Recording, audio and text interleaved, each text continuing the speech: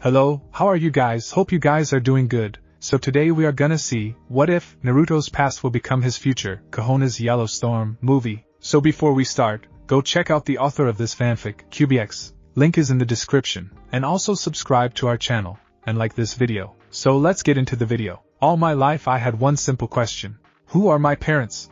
Is that so unfair, as to want to know who brought me into this world? But that privilege was denied to me because it was military classified information. What b.s? And that's when I decided, if Tsunade, Kakashi or Jiraiya won't tell me, then I'll just have to find out for myself. I knew this was going to be dangerous, and hell, I would even get locked up if I were to be caught, so that's not an option. I've been planning this for weeks. There is a room in the Hokage mansion that contains all the lists of family members in all of Konoha, including the military classified ones. How do I know these things, you ask?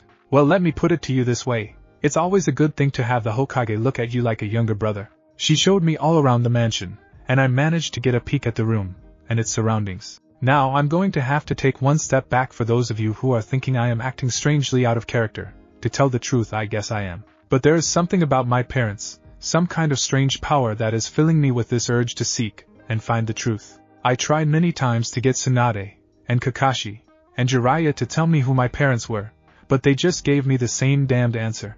That stupid military classified bull, and whatnot.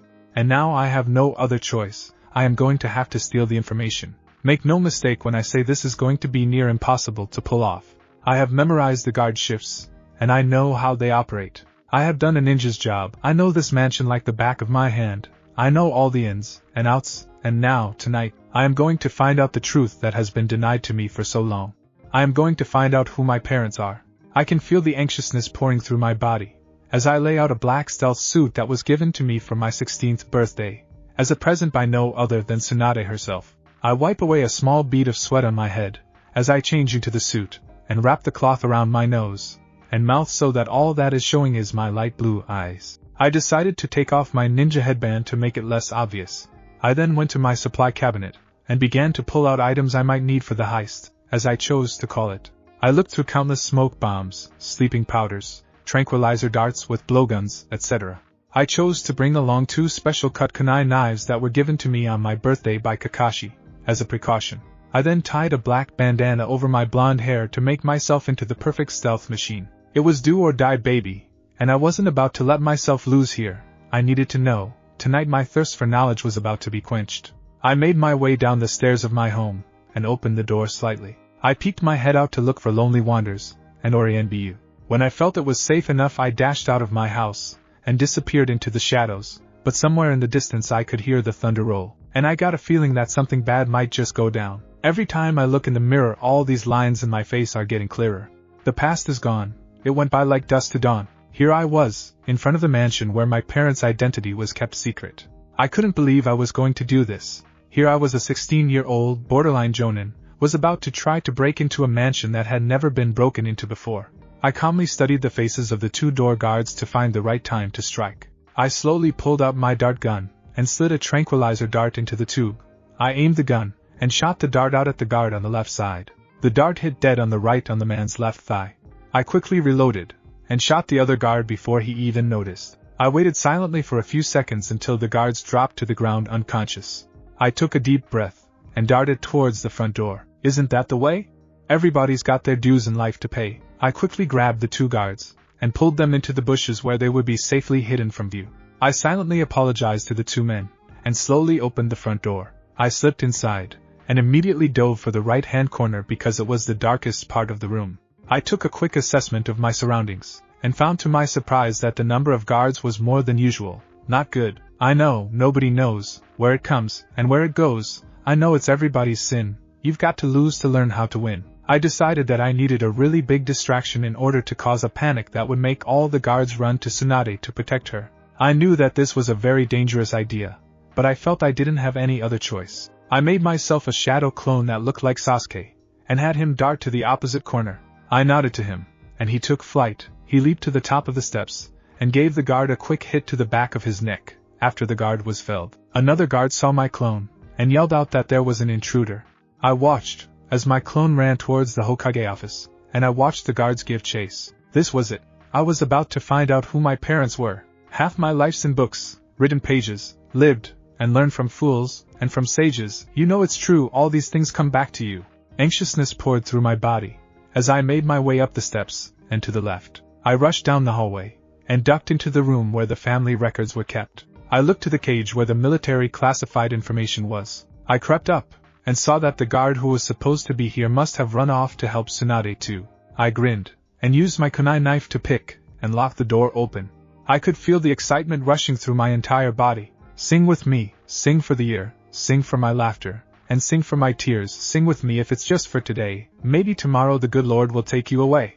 I began to look through the record labels, and found information on the Hokage's families, on A and BU, but I couldn't find a file on my parents. Panic started to sweep through my body. Was it not here?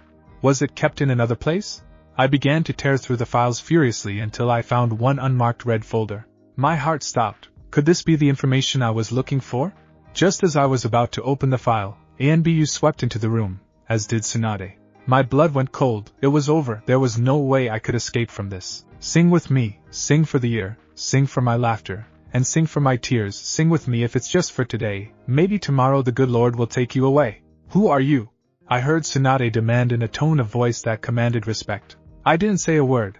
I just dropped the file on the ground, and fell to my knees. I lowered my head, and saw that the folder was open. At the top were the words that I had searched for far too long, Naruto's parents. I could hear the sound of the ANBU's feet approaching, as my eyes frantically searched the page for my answers. And then, there they were, and the answers shook me to my core.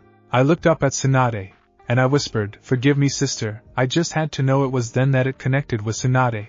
I could see it in her eyes. I watched, as she ordered the ANBU to leave the room at once. "You and I have a lot to talk about, Naruto," Tsunade said calmly, as she closed and locked the doors to the room. "I have all the time in the world," were the only words I could mutter out before I was embraced with a tender hug from the woman who was not only my sister, but my leader, as well. "Now you know why I couldn't tell you. You couldn't be allowed to just be told who your parents were. You had to prove you were ready, and you just did. It's true, Naruto, your parents are." The fifth Hokage continued to embrace the young ninja, as she prepared herself for a speech that had come too soon. She looked the young man in his eyes, and took a deep breath. It was time to tell him about his rite of passage, and this would change everything. "Yes, it's true, Naruto. Your parents are the ones you saw on the document. Your father, your magnificent father, is none other than the sensei of your sensei, the fourth Hokage himself.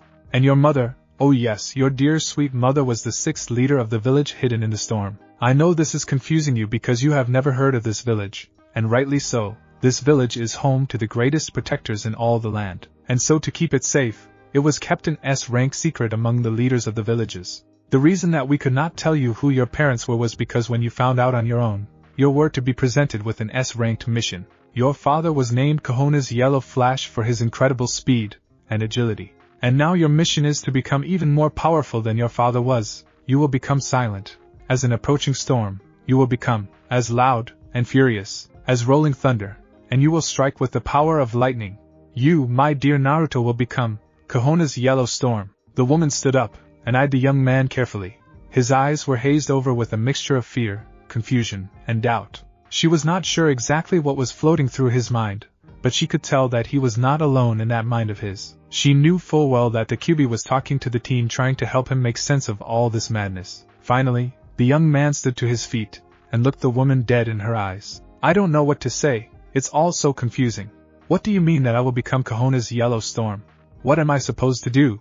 How am I supposed to do it? I don't understand what is going on." The young man screamed, as he grasped his head. It seemed that someone else decided to pop up, and say a few words to this so-called leader. "I want you to listen, and I want you to listen carefully, woman. This boy is very afraid right now, and I don't know what he is capable of. It's too fast. I can ill afford to let this child get hurt in any way, shape, or form. I am going to study these documents very carefully, and I want all the information you have. I am going to use a very complex spell that will render this boy into a long state of sleep. At this time I will explain everything to him very cautiously, and slowly until he is ready to be awakened. When that time comes he will be ready for your mission. However, this spell will render him completely useless, and will make him defenseless. I want your word that the best of the best will guard the boy until he is ready to wake up. And finally, I want your word that you will give me all the information you have that I need to teach the boy. So, do we have a deal?" The horrible bloodthirsty sound of the Kyubi made Tsunade's blood run cold, but she thought that this would be for the best. She made an agreement with the demon, and sealed him away in the room with all of the information that he needed to teach the boy. As she dismissed the A&B guards who were waiting outside, she beckoned for them to bring her the entire Hyuga clan to her office. She sighed, knowing this was going to be a headache in the making. She looked out her window, and watched, as lightning struck the ground with its awesome might. A small smile formed on her lips, and she felt, for the first time in her life, that everything was going to turn out okay for Naruto. Kyubi read intently. He studied everything until he knew it all by heart.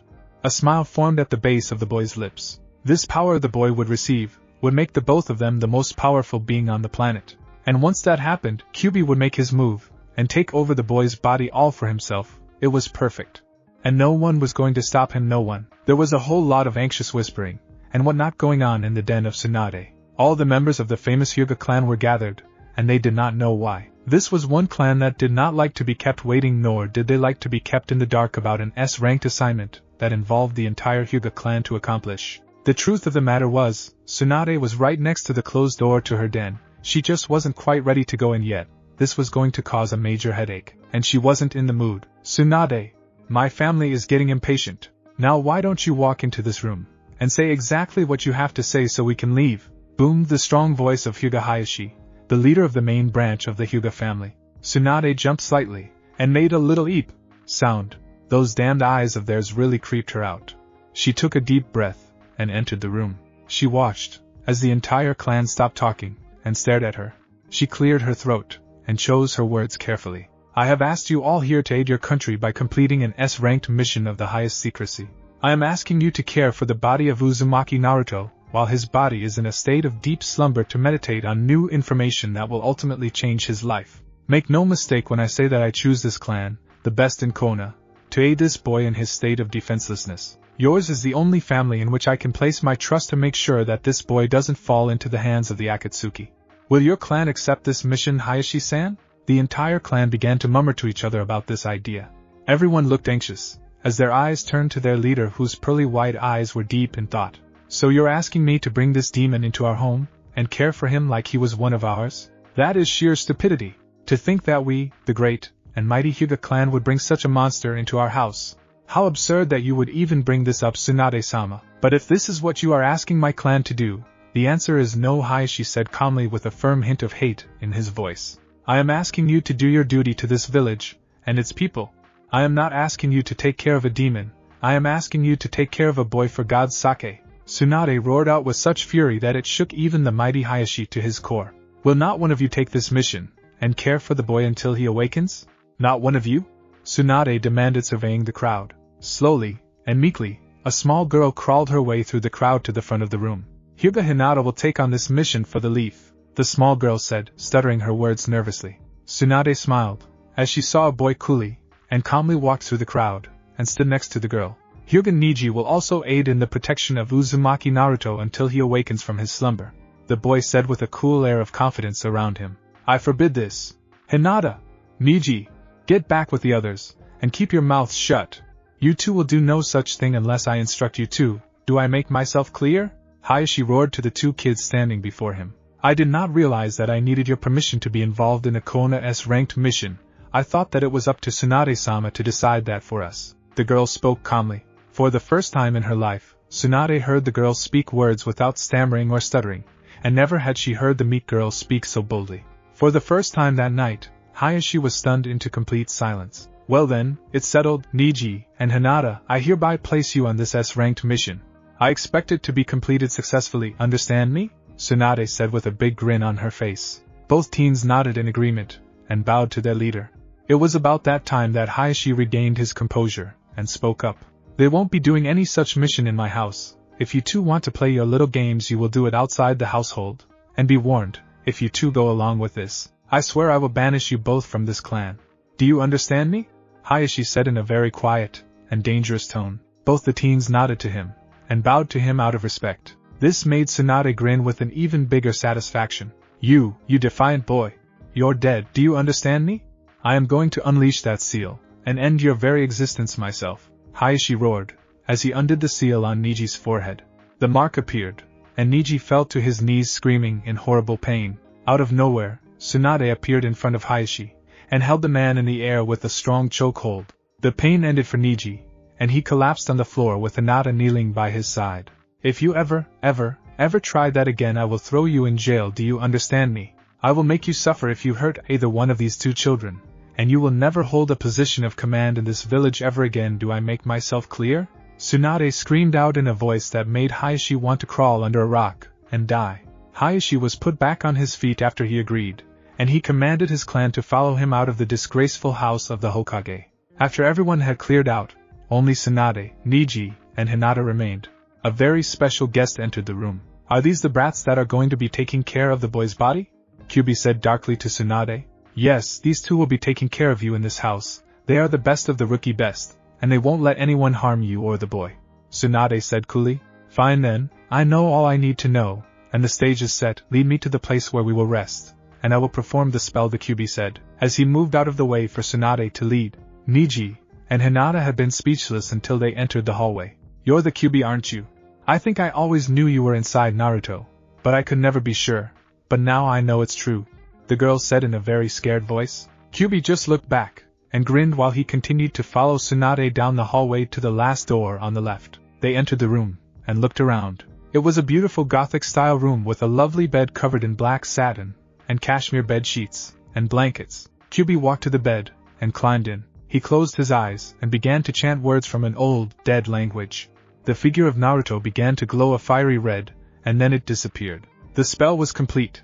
The boy was in a deep slumber from which only he could awaken himself. Having that task been completed, Tsunade gave Niji and Hinata a few last bits of information they needed to know for the mission before she left to take care of the monster headache that had welled up inside of her. But she laughed to herself quietly, for this was a night of headaches and dreams. But it seemed she herself would only get the headache part of the deal. Just her luck. It began to rain in Konoha that particular evening. Everyone on the streets began to run for shelter to avoid getting wet. Niji watched from the window, as one by one lights went either on or off. He sighed quietly, wondering how long this mission would take. The mission itself wasn't so bad. It was the fact that he had no idea what information was being related to Naruto through this dream state the boy was in. He looked over to the bed to find his cousin taking off the boy's shirt carefully. A flash of anger streaked through his white eyes, and he called out to her. What in the hell do you think you're doing? He commanded her. The girl jumped, and looked at her cousin with a slight bit of fear in her eyes. He's burning up, Niji-san. I thought it might help if I took off his shirt. The boy stepped away from the window, and walked up to the boy. He peered down at him, and saw that the boy's body was covered in sweat. He quickly put his hand to the boy's forehead, and discovered that it was way too hot. Get a towel, and a bucket of cold water. Rub the cold water on his chest, and do not leave his side. I am going to go fetch the Hokage. Do not leave him until I get back. Do you understand me? Niji said, as he peered down at the boy one last time. Niji turned, and ran through the door, and down the hallway, wondering what could possibly be going on inside of Naruto, the lair of Kyubi. I don't believe you. It's a lie. It can't be true, Naruto shouted, as he held his head in confusion. Shut your insolent mouth, you little runt. Your father did seal me inside of you because he didn't want to burden another family. I understand that it is hard to believe, but your father did what was best for his country, and I respect that. But see here, you fool, if you don't shut up and listen to me, I am going to knock this information into that thick skull of yours. Do you understand me? The Kyubi roared out, becoming more and more impatient with the boy. At this rate it would take forever before the boy was ready to awaken. Naruto fell to his knees and wept. He felt so lost, so alone. His father surely must have hated him to force him to bear such a large burden. Naruto wanted to die. Every part of his body screamed to have the blood drained from it. The next emotion that flooded over him was hate. My father, damn him, I hope he is burning in hell for forcing me to live with you. Everyone hates me because of him, and because of you. The Kyubi snapped, and hit the boy hard with one of his mighty tails. The impact sent the young boy back a good distance until he slid to a stop. You are very annoying, child, this will take some time indeed, the Kyubi muttered angrily at the shaking figure before him. Little did the Kyubi know that trouble was brewing not too far away. In the Hyuga manner, you will receive half of the payment now, and the other half when you finish the job. Don't forget that I won't have all three of them dead. If you do this for me, I will see to it that you always have help from the Hyuga clan when you are in a tight spot. Do you understand me? Hayashi said calmly, looking at the shadowed figure before him. The person hidden in the shadows only nodded slowly, and held out his hand to receive the first half of the pay. The money was exchanged, but Hayashi grabbed the stranger's hand roughly. Don't forget that this doesn't come back on me or my clan. If you are discovered, run, and don't come back. You may keep the money, but the rest of the deal will be off. Do I make myself absolutely clear? The stranger pulled away his hand, and grunted a response to the man before he disappeared into the night. No one opposes me, and gets away with it. No one. Hayashi said, as he began to laugh cruelly. It seemed that he would be taking care of 3 birds with 1 stone. Back at the Hokage Manor, Tsunade burst through the door with Niji at her side to find Hinata patting down Naruto's chest with cold water. His temperature's gone down slightly, but he groaned a minute ago, and started breathing heavily. I don't know what's going on, Hokage-sama, Hinata said nervously, afraid that Tsunade would punish her for letting the boy suffer under her care. Stop your stuttering, girl. It's annoying. I'm not mad at you, so there's no reason to be afraid, okay? Tsunade said bluntly. Hinata nodded her head slowly, and blushed from embarrassment. She felt like such a fool. All 3 people in the room looked at the boy on the bed, and could tell he was in some kind of pain. Then, suddenly, as if nothing had ever happened, the boy's temperature dropped to normal, and the boy looked peaceful. It was a ray of hope. It appeared that Naruto was beginning to understand what was going on. Tsunade hoped against hope that he would wake up soon. There was so much he had to learn, and he had such little time to do it. She just hoped that it wasn't too late. Everything seems to be okay, so I will be leaving you all alone now. Just to give you warning, I have assigned 4 other people to stand guard with you. Tenten, Lee, Sakura, and Sasuke will be joining you in about 10 minutes, so you 2 can get some rest. That's all for now, Tsunade said, and with that she left them alone again. 10 minutes passed like seconds, and the 4 people walked into the room. Sakura wailed out, and ran to Naruto's side. Tenten and Lee went over to Niji, and Sasuke just snorted, and sat in a dark corner. Hinata went over, and was kneeled by Sakura at Naruto's side. Sakura looked over at Hinata, and began to drill her with questions. What's wrong with Naruto? Why won't he wake up? Why weren't we informed right away? Why are you and Niji assigned to guard him? Is Naruto in a coma? Were among just some of the few questions that rocketed out of Sakura's mouth before Sasuke put in his 2 cents. Why don't you just shut up for a second, and let the girl talk, for God's sake? With that, Sakura's mouth was snapped shut, and all eyes fell on Hinata. She began to get nervous, and then she imagined that Naruto was standing right beside her, encouraging her to be strong. She began to speak softly. Naruto, as some of you know or don't know, is the vessel of the demon Kyubi. Pending some new information that was disclosed to Naruto, the Kyubi decided that he was a loose cannon due to the fact that his brain was overloaded too quickly with too much information. In order to keep him safe, the Kyubi has put Naruto-kun under a spell that will cause him to sleep until he is at peace with the information that has been presented to him. When that time comes, he will be awakened, and will be sent out on an S-ranked mission that will put him away from Konoha for a time span of about 3 to 4 years. As you well know, S-ranked missions are top-secret information, and I have no idea what it will involve, so don't ask Sakura. Other than that, you all know what I know, so there are no secrets now. Sakura gave out some points that she found to be of high importance. 1. Hinata had a huge crush on Naruto. 2. Naruto's special abilities that she had noticed over time were due to the Kyubi inside of him. 3. Naruto was going to be going away for a long time very soon. 4. Hinata was a very smart young girl who was able to speak so eloquently. 5. Naruto now had information that would probably change him forever. These points weren't in any order of importance. She just found them all to be very important to her. Everyone else remained silent, as they digested the information for themselves. It was at this time of thinking that Sakura gazed out the window, and saw a figure staring at them. Her eyes went wide, as saucer pans, and she screamed out bloody murder. The figure jolted at being discovered, and began to ascend to the rooftop. Niji, Lee, and Sasuke reacted with lightning speed, and were at the window in a heartbeat. They instructed the girls to stay by Naruto's side while they ran the spy down. All the boys went out the window, and began to ascend to the rooftops. The girls all huddled around Naruto's body, and pulled out kunai knives. Little did they know just how outnumbered they were. On the rooftops, all 3 boys thought the same thing at the exact same time. Damn it, this guy's fast. They hopped from rooftop to rooftop trying to catch up with the man who was spying on them. Finally the boys saw some relief, ANBU squads, and saw the chase on the rooftops, and caught up. They had the man surrounded. The man fell to his knees, and didn't even try to put up a struggle. The boys walked up to him, and pulled off his mask. He was a boy no more than their age. He had on a headband from the sand with a scratch through the symbol.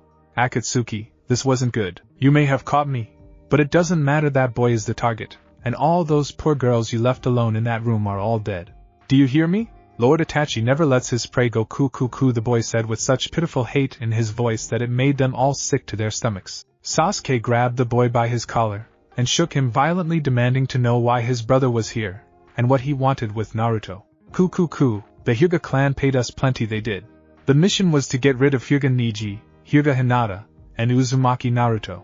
And the best part of it all was, Lord Itachi would have his hands on the demon brat, and the Akatsuki would be plenty happy with us, the boy muttered before Sasuke snapped his neck with a quick flick of his wrists. My family? They're going to regret this, Neji said with clenched fists. The three boys rushed back for the room, hoping that they weren't too late. Damn it, this isn't good, Sasuke thought, as the three boys rushed back to the bedroom where Naruto was sleeping. Why has my brother come back?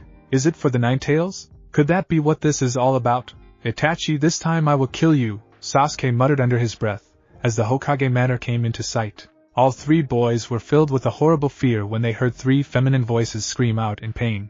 They all rushed for the window, but stopped at its ledge. They all knew that good ninjas didn't rush into a situation unprepared, but the next comment that was made pushed them over the edge. Ku, that's right, you miserable wretches, wallow in your sorrow and agony, none of you will ever get in the way again, said the cold voice of Itachi. The boys' bodies were filled with rage. They burst into the room, and saw the three girls laid out on the floor. A horrible, blank, and empty stare was in their eyes. All three boys looked over to the bed. There he was. The infamous Itachi was standing over Naruto. Itachi was stretching his hands out to the boy when he looked over his back, and the three boys, and grinned. All three boys to their battle stances, Sasuke reminded Lee and Neji not to look into his brother's eyes unless they wanted to end up like the girls on the floor. Neji and Lee did, as they were told, and kept their eyes off the man, but Sasuke merely smiled, as he whispered something that filled Itachi's eyes with pure shock. It's over, Itachi, let's finish this. No bloodline use. Let's do this ninja to ninja. Itachi thought it over for a few seconds before he turned fully, and looked down at his brother. He merely smiled, and was gone in a flash. He reappeared behind Sasuke, and whispered a few words into his ear. After that, he was gone again, this time for good. Lee and Neji walked over to Sasuke, and asked what that was all about. Sasuke shrugged it off, and ran to the three girls. The other two followed suit, and together they picked up the girls to take them to Tsunade. Shouldn't one of us stay here just in case? Neji asked curiously. Don't worry about it, Neji, no one else is going to bother Naruto this night. But make no mistake, there is trouble brewing. The three boys took the girls to Tsunade's office, hoping she was still there after all the ruckus. Little did they know that, as much that was going on here, it was nothing compared to what was going on inside the body of Naruto. Kyubi's lair. Think about it, child. You now know everything you need to know. All I am asking for is a little room to breathe. It does get rather cramped in here, you know, the Kyubi said to the boy in as soft a tone as he could manage. How do I know that if I do this that you won't just take over completely? Naruto asked the great beast cautiously. The Kyubi took a great deal of time to think about a solution to this problem, and suddenly it hit him. Here is my offer. I will teach you a very special arcane spell that is used to seal up demonic powers. By doing this you will be able to keep me in check simply with your mind. If I were to get out of control, all you would have to think was to stop me, and the arcane collar would render me powerless to you. Do we have a deal? Kyubi asked boldly. First you teach me the spell, second I perform the spell, third I test the spell, and if it all checks out, then I will destroy the seal, and we will merge. Now I get to ask you, do we have a deal? Naruto said, looking the demon right in the eyes. The Kyubi thought it over, and nodded in agreement. The next few hours were spent teaching the boy the spell. Once he had it down, he performed the ceremony. A giant light blue collar formed around the Ninetales' neck, and it was ready to be tested. The boy thought about making the Kyubi powerless, and the collar showed its awesome might. The blue orbs that connected it began to glow, and it shot out ice blue electricity that put the demon on the ground. Satisfied that spell worked, Naruto told the Kyubi it was time to wake up and find out how to undo the seal. You left him alone and defenseless after such an attack. A furious Tsunade screeched at three very scared-looking boys. Hokage-sama, if I may be so bold, I would like to point out that Naruto is in no immediate danger. Let's just say that my older brother is kind of like his dark guardian angel, Sasuke said sheepishly. What kind of nonsense are you talking about? The powerful woman demanded of the raven-haired boy. My brother said that until his purpose was fulfilled, that no one would touch Naruto, as long as he had breath in his body, Sasuke said slowly. Tsunade thought this information over, and wondered why Itachi would take an interest in the boy that wasn't made out of pure hate. But right now she had to put those thoughts on the back burner. Thank you for bringing me the girls. I will see to it that they receive immediate medical attention. Now I want you three to report back to Naruto's room immediately. No sooner had Tsunade uttered those words than did the room receive a cool rush of air, and the 3 boys were gone. Tsunade called for a couple of AMBU soldiers to take the girls to the hospital, and put them in a sleeping ward until they awakened. She then stood up, and prepared to go check on the boys, and Naruto. Tsunade received quite a shock when she opened the door. All 3 boys were staring at her wide-eyed. Tsunade immediately sensed that something was wrong. "What's wrong? Tell me," Tsunade demanded of the 3 boys. He's gone, he's not in his room, oh god," Niji said with a look of fear all over his face. "Oh my god no," Tsunade said, fearing the worst. She ran for Naruto's room, but stopped short when she heard chanting in the record room. She quietly opened up the door just enough to peek in, and saw Naruto on his knees with his back to her. Her eyes scanned the floor, and she gasped in surprise. He was standing in the middle of a pentagram. Whatever he was doing, it reeked of evil. She began to listen to his chanting, and a fear flooded her body that almost sent her into shock. He was chanting the reverse to the seal on the monster inside of him. He was unleashing the Kyubi. The demon had tricked her, and now it might be their downfall. She burst in the room, and screamed for him to stop, but it was too late. An eerie pale lavenderish chakra formed around the seal, and began to fizzle away. The effects on Naruto's body were immediate. He instantly grew, and was at least 4 inches taller. His once blonde hair was now infused with an orange-red HEW that looked like a light shade of fox fur. The whisker marks on his face grew more noticeable, and his canine teeth grew longer and sharper. His nails also became longer and sharper, but he had the ability to retract his nails to their normal state at any time. But the 2 most noticeable changes were that his body had become more toned, and the other one was that his eyes, though still blue, looked more like fox eyes than human ones. The figure stood to his feet slowly, and turned to face the hiding Tsunade. He saw her peeking in through the door, and smiled. "Naruto, is that you?" Tsunade asked, her hand going to a hidden kunai holster just in case things went down. "Don't worry, Tsunade, I'm still in control. I just merged with him to become stronger. But I've got him on what you could call a short leash. He will play by my rules, as long as I am still alive, so you need not worry about that." The new Naruto spoke slowly. Tsunade noticed that his voice had changed. As well, it was deeper, and had a hint of darkness to it. "How do I know that you're not just the Kyubi trying to trick me?" Tsunade asked, pushing the door all the way open. "If the Kyubi were in complete control right now, you would be dead, you know it, and so do I, old hag," Naruto said with a hint of sarcasm in his voice. Tsunade twitched at being called an old hag, but shrugged it off, and ran to the boy. She embraced him in a deep hug, and her heart leapt for you when he hugged her back. And yet sadness hit her heart, for she knew he was ready for a mission that would send him away for many years. She knew that the mission called for him to be alone, but they would just have to deal with company, for she refused to let him wander on his own. "Naruto, I want you to go home, and take care of whatever you need to take care of. I will give you 1 week before I send you away on your mission. In that time you will not be disturbed by missions or anything. This time will be for you to do whatever you have to do to prepare yourself for a very long absence from Konoha. I expect to see you back here in a week." Dismissed. Naruto yelled out a hi, and was gone in an instant. Right. As Naruto left, Niji, Lee, and Sasuke burst into the room asking if she had found Naruto yet. She told them yes, and that the mission was a success. She told them to take the rest of the day off, and then go to the hospital to watch over the girls during the night. They all bowed to her, and were gone. Tsunade decided that she needed some medicine, and alcohol, because she knew trouble was still brewing, but just what that trouble was she would not say. All that mattered was that Naruto was safe, for now. The events of the day hit her like a 10-pound hammer, and she decided to do what any mature, responsible leader would do. She took a well-earned nap. Naruto walked into his apartment, and immediately went to his room. He shed the clothes he was wearing, and searched through his closet for a suit he bought about 4 months ago for no reason at all. He tried to put on the clothes, but he realized he was too tall for them now. He scowled, and put his old clothes back on. It was time for him to go shopping, because even the clothes he had on now were much too small. He went to a hanging picture of his team on the wall, and took it off its hook. He set it down, and revealed a safe installed into the wall. He smirked at this. Even he was smart enough to hide his valuables where the villagers couldn't steal them. He put in the combination, and pulled out a credit card. He decided that it would be a good idea to put his funds in Tsunade's secret bank account, and it was a smart move indeed. He put the card in his pocket, and locked the safe back up. He slowly walked to his door, and stepped outside. It was going to be a busy day in the dreaded marketplace of Konoha Square. Naruto did all of his shopping, as quickly as possible, but the Kyubi made sure that everything Naruto bought would suit both of their personalities. The main part of his wardrobe included a variety of dark and light-colored clothes that fit together nicely. The last thing he bought on his way out was a pair of black dress pants, a black button-up silk shirt, a black silk tie, a pair of black dress socks, and a pair of black dress shoes. He then took the stuff back to his house, and put everything away. He decided that what he had planned for today would have to wait, for now, he had a dreaded house to clean up. At the hospital, Sakura, Tenten, and Hinata all woke up screaming, which caused Niji, Sasuke, and Lee to jump almost out of their skins. The three boys ran to the girls, and embraced them in hugs, whispering words of comfort to them.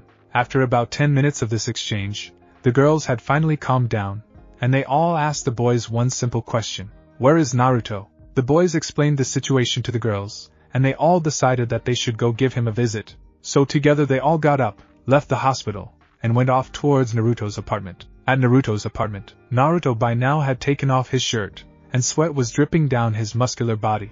How he had collected so much stuff in 16 years he would never know. All he did know was that this was a near impossible task to finish by himself. He had started about 2 hours ago, and he still hadn't even finished his bedroom, which was the first room he had started in. He was just about to get started again when he heard a knock at his door. Forgetting that he had flung off his shirt long ago, he walked to the door, and opened it to see Niji, Lee, Sasuke, Sakura, Tenten, and Hinata standing at his door looking at him with large eyes. The boy's POV. The first thing the boys noticed was that his body had undergone a massive transformation.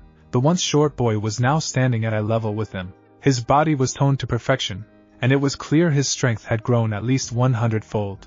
The next thing they noticed was his appearance. They eyed his new hair color, and then saw his eyes. Those eyes looked almost evil, and yet, there was something in them that put the boys at peace, like they knew that he would never betray them.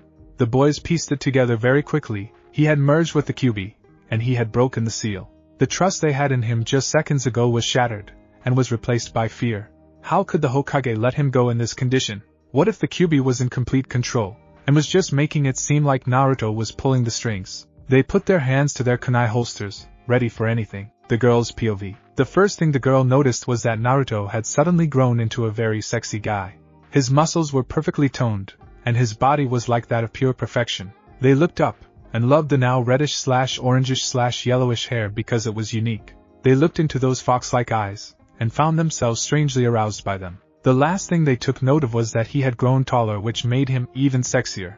The girls didn't even stop to think that the fox might have taken over his body. They were too preoccupied with his sexiness to even think about anything else. "What have you done with the Naruto demon?"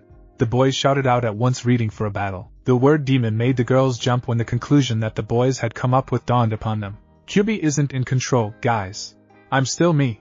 The only difference now is that Kyubi and I have formed together into one body, instead of him being locked in a cage. Now my flesh and blood is his prison.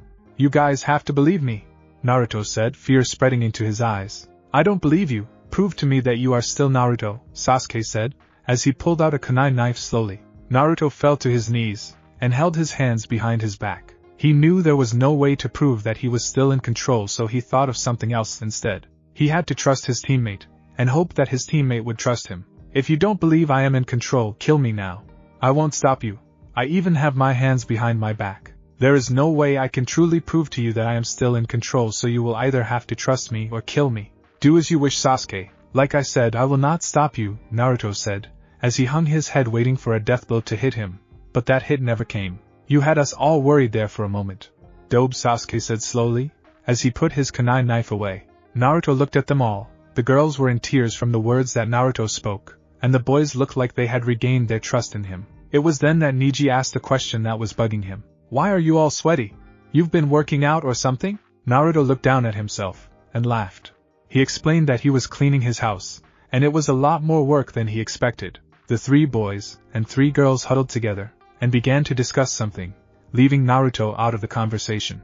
Naruto just sat there with a puzzled expression on his face until they broke up, and Sakura stepped forward. With your permission, we would like to assist you in getting this horribly messy apartment cleaned, teammate Sakura said with a smile on her face. Naruto thought about it for a little while, and decided that they could help out, as long as they didn't go into his bathroom or shower until he cleaned up some articles of clothing that didn't need to be seen by ladies' eyes. The guys laughed, and the girls blushed, and began giggling. Naruto grinned, and let everyone into his house. He decided right there, and then that after they were done, he was going to take them to a nice restaurant to thank them for their service to him. And so they all set to work in separate rooms. In total it took the 7 people about 3.5 hours to get everything picked up, swept up, mopped up, and scrubbed down. When they were done, his apartment looked great. When they all gathered in his living room, he decided to break the news to them.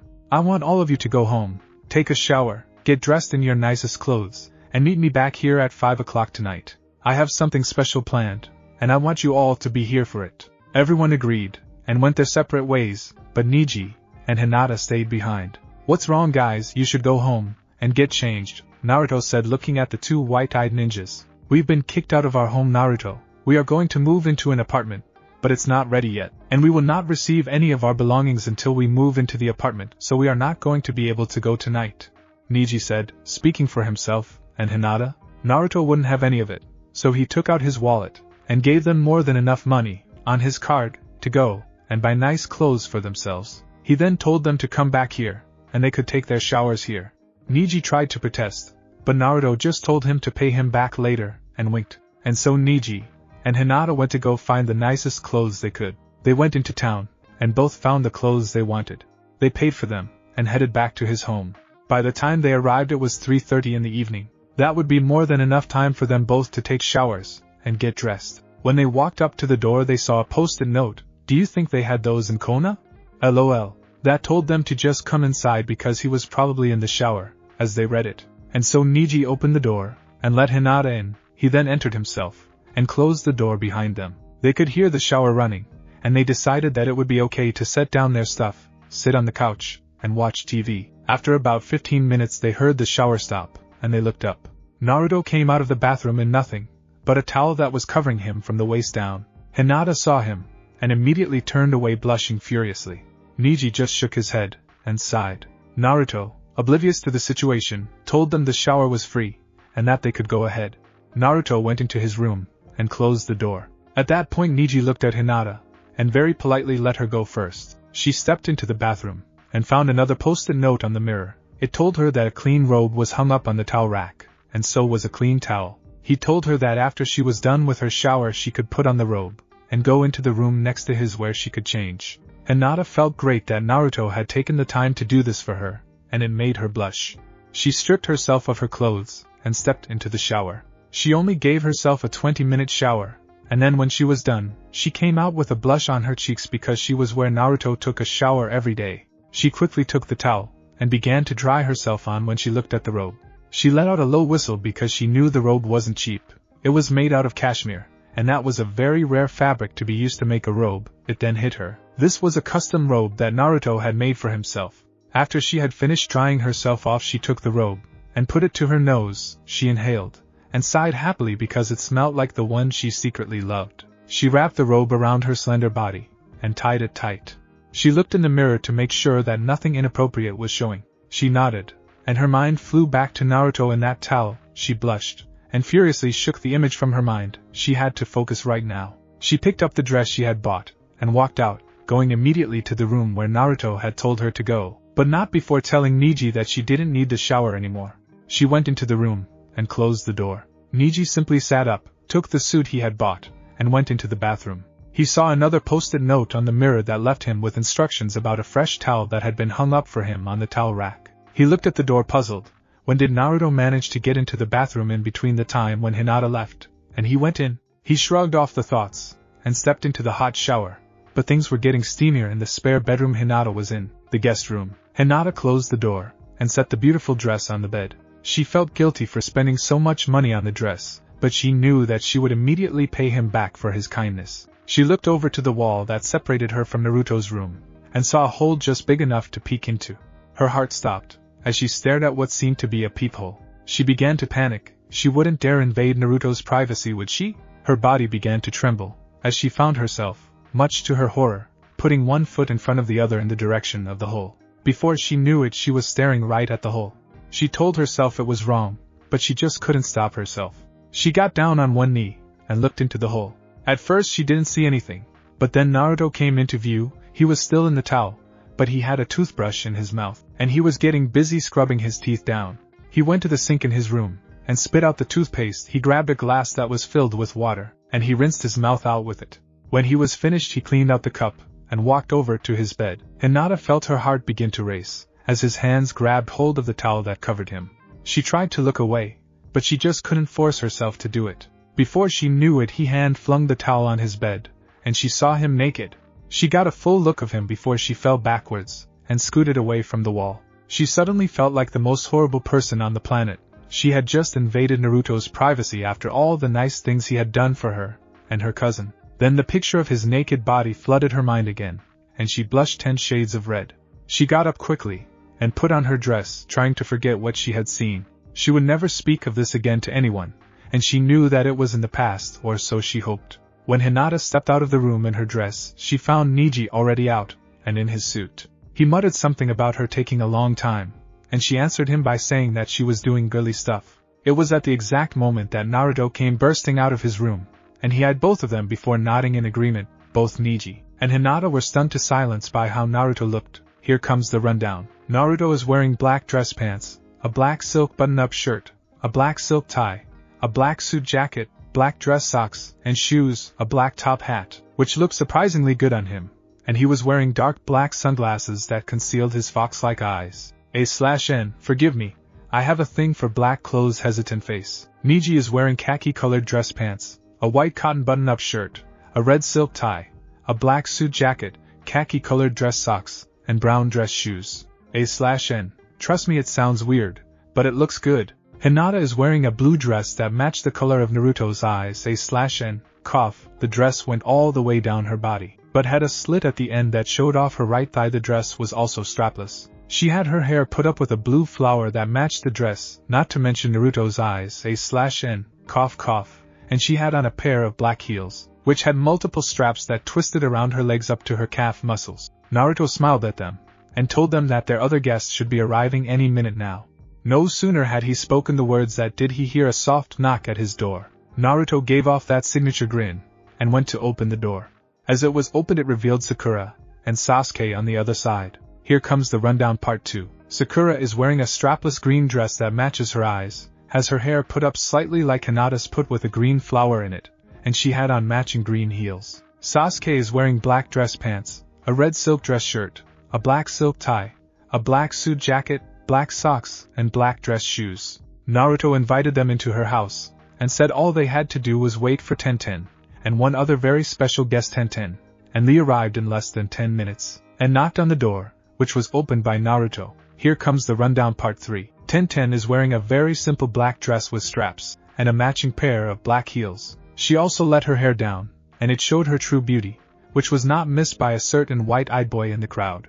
A/N, cough laughing face. Lee is wearing an all-green suit with a green silk tie. A/N, duh. And he is wearing black dress socks, and shoes. So, what's this special occasion for Naruto? What are you keeping so secretive over? Sakura asked, eyeing him down, noticing that he dressed up well. Although she wasn't the only one to notice, everyone else also saw just how good he looked when he dressed up. Well, to be honest, the first part of this night was kind of selfish on my part. I hope that you all do not mind, but I have a 16-year-old funeral that I am late for, and it's time I went and put my parents' memory to rest. After that, well, you will just have to see what I have planned, Naruto said with that foxy grin of his. However, if it hadn't been for the shades, they all would have seen the pain in his eyes when he mentioned his parents. Everyone agreed to both parts of the night, and then they all asked one final question. Just what exactly are we waiting for? At that exact moment the clock struck 5 o'clock, and a knock came from his door. Everyone looked at the door anxiously, as Naruto went to open it. When the door opened, they all saw a man dressed in a suit address Naruto in a respectable manner. "Sir, the carriage is waiting for you, and your friends outside," the man said as he bowed. Naruto waved for the group to follow him until he remembered something very important. Before he could even ask, Neji handed him the credit card, and gave him a heartfelt thanks for all he was doing for himself and his cousin. After that little incident was taken care of, they all walked out to the carriage, and the man who was at the front door opened the carriage door to reveal none other than Kakashi and Tsunade inside. Here comes the final rundown, aka part 4. Kakashi is wearing an all-white suit with a red tie because it just seemed fitting for him. He also wore white dress shoes and white dress socks. He was, needless to say, very bright this evening. However, that mask was still covering that mysterious face of his. Tsunade is wearing a sparkling red dress with red heels. She is also wearing a pair of gold earrings, and has her hair up with a red flower in it. A/N, yes, I know. I also have a thing for flowers. Oddly hesitant face, everyone climbed in, and said their greetings, as the carriage began to go towards the cemetery. Naruto had a window seat next to the door, and was looking at all the buildings, as they passed. All of a sudden, Naruto saw a shop that caught his eye, and he ordered the driver to stop. The carriage came to a halt, and Naruto asked the confused guests to give him just a minute or two. He jumped out of the carriage, and ran into Ino's flower shop. He came out a few minutes later with some flowers to put on his parents' graves. He got back in, and closed the door. The carriage began to move again, and they arrived at the cemetery in what seemed like no time at all. Naruto got out, and immediately walked up to where he knew his parents' graves were located. Everyone except Tsunade and Kakashi gasped when Naruto opened the gate to the Hokage graves, and stepped inside. Kakashi suddenly walked up, and went to stand next to Naruto. Naruto stood over his parents' graves, and tears fell down his eyes. "I'm so sorry that I'm late, Mom, Dad, please don't be mad at me. I hope that you are looking down from heaven, and watching over me. But most of all, I hope that I am making you both proud." After saying the words he had waited to say for so long, he laid the flowers on their graves. This, however, was too much for him, and he began to fall to his knees. Kakashi caught the boy, and huddled him into his chest. Naruto sobbed, and his body shook with emotion. All the girls, Tsunade included, were crying, and even the boys had a look of sadness in their eyes. They stayed like this for about 10 minutes, they then huddled around Naruto, and they all comforted him until he proved to them that he was okay. He straightened himself out, and wiped the tears from his eyes. He smiled at them all, and thanked them for being great friends. He then toothed that foxy grin again, and told them it was time for round 2 of the very special night that he had planned. Everyone in the carriage sat in silence, their eyes all directed at Naruto, who was busy staring off into the sky. Everyone scowled at once. Those darn sunglasses were hiding just what exactly was going through the mind of the usually loud-mouthed boy. But it seemed that now, the boy they remembered had grown into a man in just a few short days. However, one person in the carriage, tired of the silence, decided to break the ice. "So, Hokage-sama, Kakashi-sensei, how exactly did you get invited to this little party of ours?" Sakura asked, eyeing them both suspiciously. "To be honest, Sakura, we aren't even sure why we are here. All I know is that I received a letter from Naruto saying that he was making a personal request for myself, and Kakashi is here to join you all this evening. And to be honest, to turn down such an invitation would have been very rude, right, Kakashi?" Tsunade said, looking at the silver-haired ninja next to her. Tsunade's sweat dropped when she saw that Kakashi was paying no attention to her. He just had a bored look on his face, and he was reading those damned perverted books of his. Tsunade snapped, and gave Kakashi a few hits on the head before snatching the book away, and using it to make the book go straight to her office. Kakashi just sighed, and looked out the window. Hinata was busy staring at Naruto, and suddenly an image of him naked ran through her mind. She let out a quiet yelp, as a small bit of blood began to drip down her nose. Before anyone even noticed that Hinata had made a noise, Naruto was kneeling in front of her with a tissue, and was wiping the blood away gently. He asked if she was okay, and she nodded her head quickly, blushing horribly at his actions. This chain of events didn't go unnoticed by anyone in the carriage. What Naruto just did was incredible. Kakashi predicted that Naruto moved at a speed 10 times faster than his own when he was trying his hardest. Before any of them could ask Naruto the obvious question, the carriage came to a stop.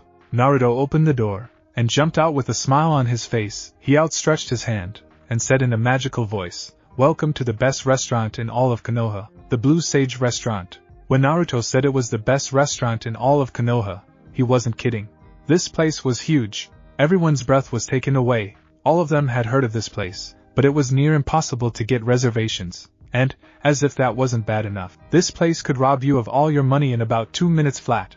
Everyone looked at Naruto with stars in their eyes. If he managed to pull this off, he was a miracle worker to say the least. Slowly, everyone got out of the carriage, and walked down the blue carpet that laid the path to the restaurant. They were stopped at the door by a big muscle man that asked them if they had reservations. "Naruto, party of 9 for the private table," Naruto said with a smile that beat all other smiles. The man looked at his list for a second, and then eyed the boy. He asked for identification, and Naruto flashed him his ninja ID card. The man looked it over, and opened the door for them. "Good evening, Mr. Naruto, and welcome to the Blue Sage," the big man said, as they all entered the restaurant. The restaurant was laid out in a very romantic fashion. The lights were dim, and everything was blue from the carpets to the tablecloths. A waiter came up, and directed them all to a large table near the stage that said, "Reserved" on it. Everyone took his or her seats. The seating arrangements went as follows. The table is round. To Naruto's left is Sakura. To Naruto's right is Hinata. To Sakura's left is Sasuke. To Sakura's right is Naruto. To Hinata's left is Naruto. To Hinata's right is Neji. To Sasuke's left is Kakashi. To Sasuke's right is Sakura. To Neji's left is Hinata. To Neji's right is Tenten. To Kakashi's left is Tsunade. To Kakashi's right is Sasuke. To Tenten's left is Neji. To Tenten's right is Lee. To Tsunade's left is Lee. To Tsunade's right is Kakashi. To Lee's left is Tenten. To Lee's right is Tsunade.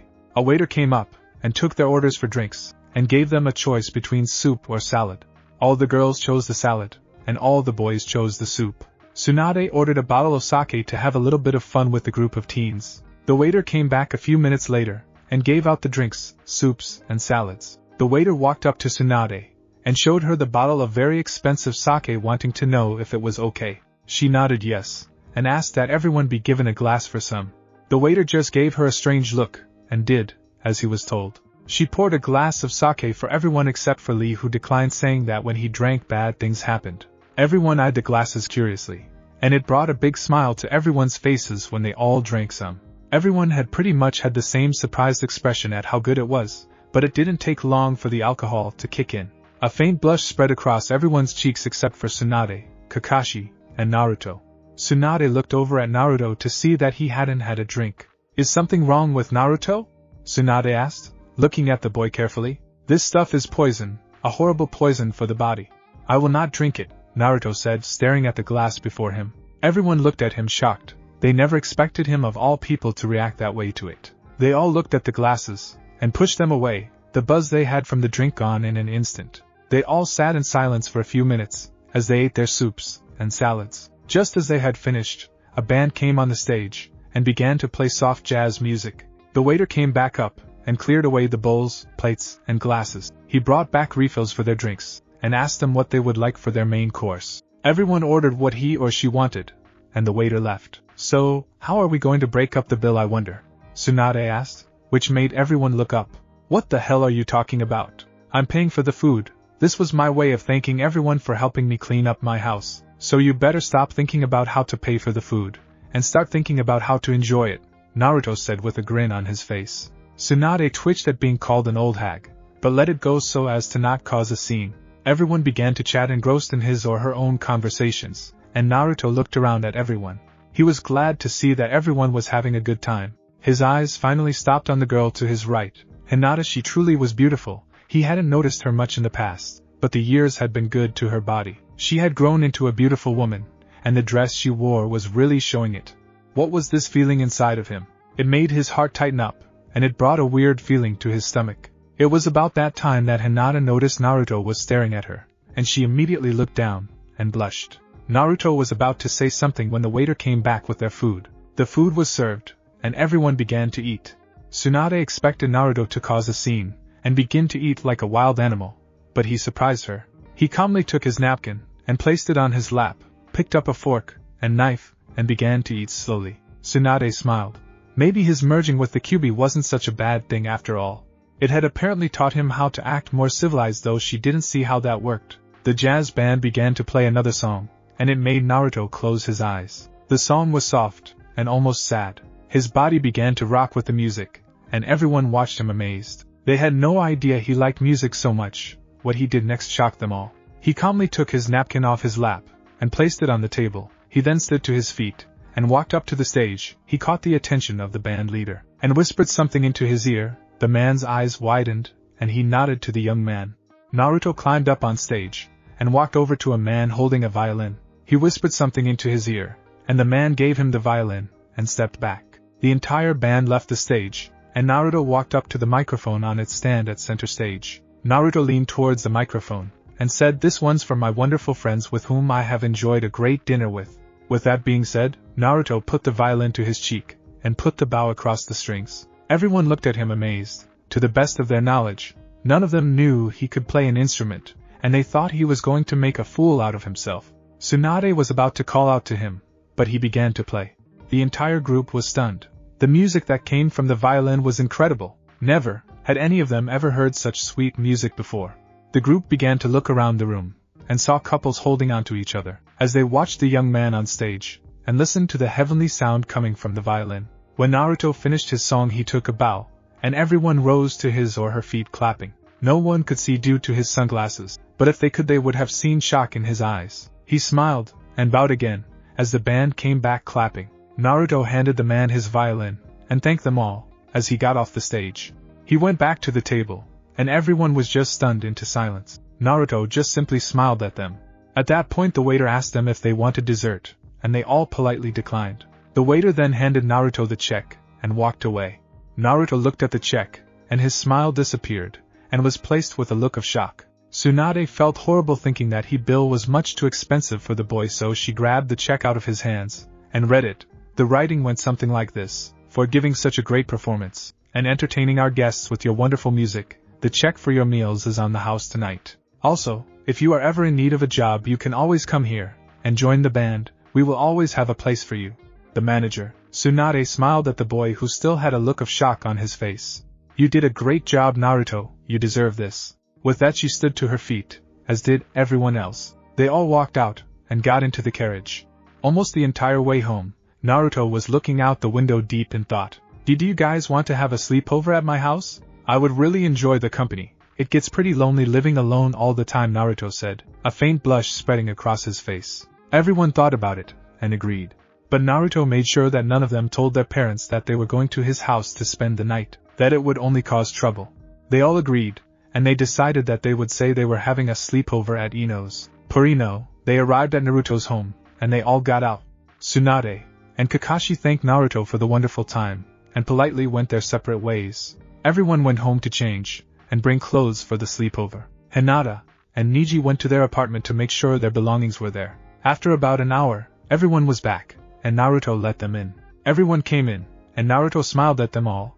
He was glad that he finally had some true friends. Everyone looked around at the handiwork that they had done, and then their eyes went to the center of his living room. There it was, the item that struck fear into all of their hearts, the bottle for truth, and dare. Naruto grinned at them, and dared them to come sit in a circle. With a bit of tension forming in the air, they all took their seats around one another, and looked to Naruto for directions. This is normal, truth or dare, guys. Spin the bottle, and ask the person truth or dare, then figure something out, Naruto said with a very playful grin on his face. Since this is my house I will do the honors of spinning first, Naruto said, as he spun the bottle. It went round and round until it landed on Sasuke. Sasuke looked away, and Naruto asked him the truth or dare. Sasuke immediately said something he was going to regret. He chose to dare. Sounds of impending doom in the background. Grins. I dare you to kiss Lee on the lips, Naruto said triumphantly. Everyone in the room paused. Hinata blushed, Niji laughed, Sakura shot death glares at Naruto, Tenten giggled, Lee looked like he had gone into shock, as did Sasuke. Slowly, Sasuke came to, and leaned over towards Lee. Lee tried to back away, but it was too late. Their lips touched, and they both quickly pulled away, wiping their mouths clean. One thing was for sure, Naruto was going to pay. Sasuke grumbled, as he spun the bottle. It went round and round until it landed on Tenten. She looked at him shocked, as he casually asked her truth of dare. She thought about it for a minute before she said the truth carefully.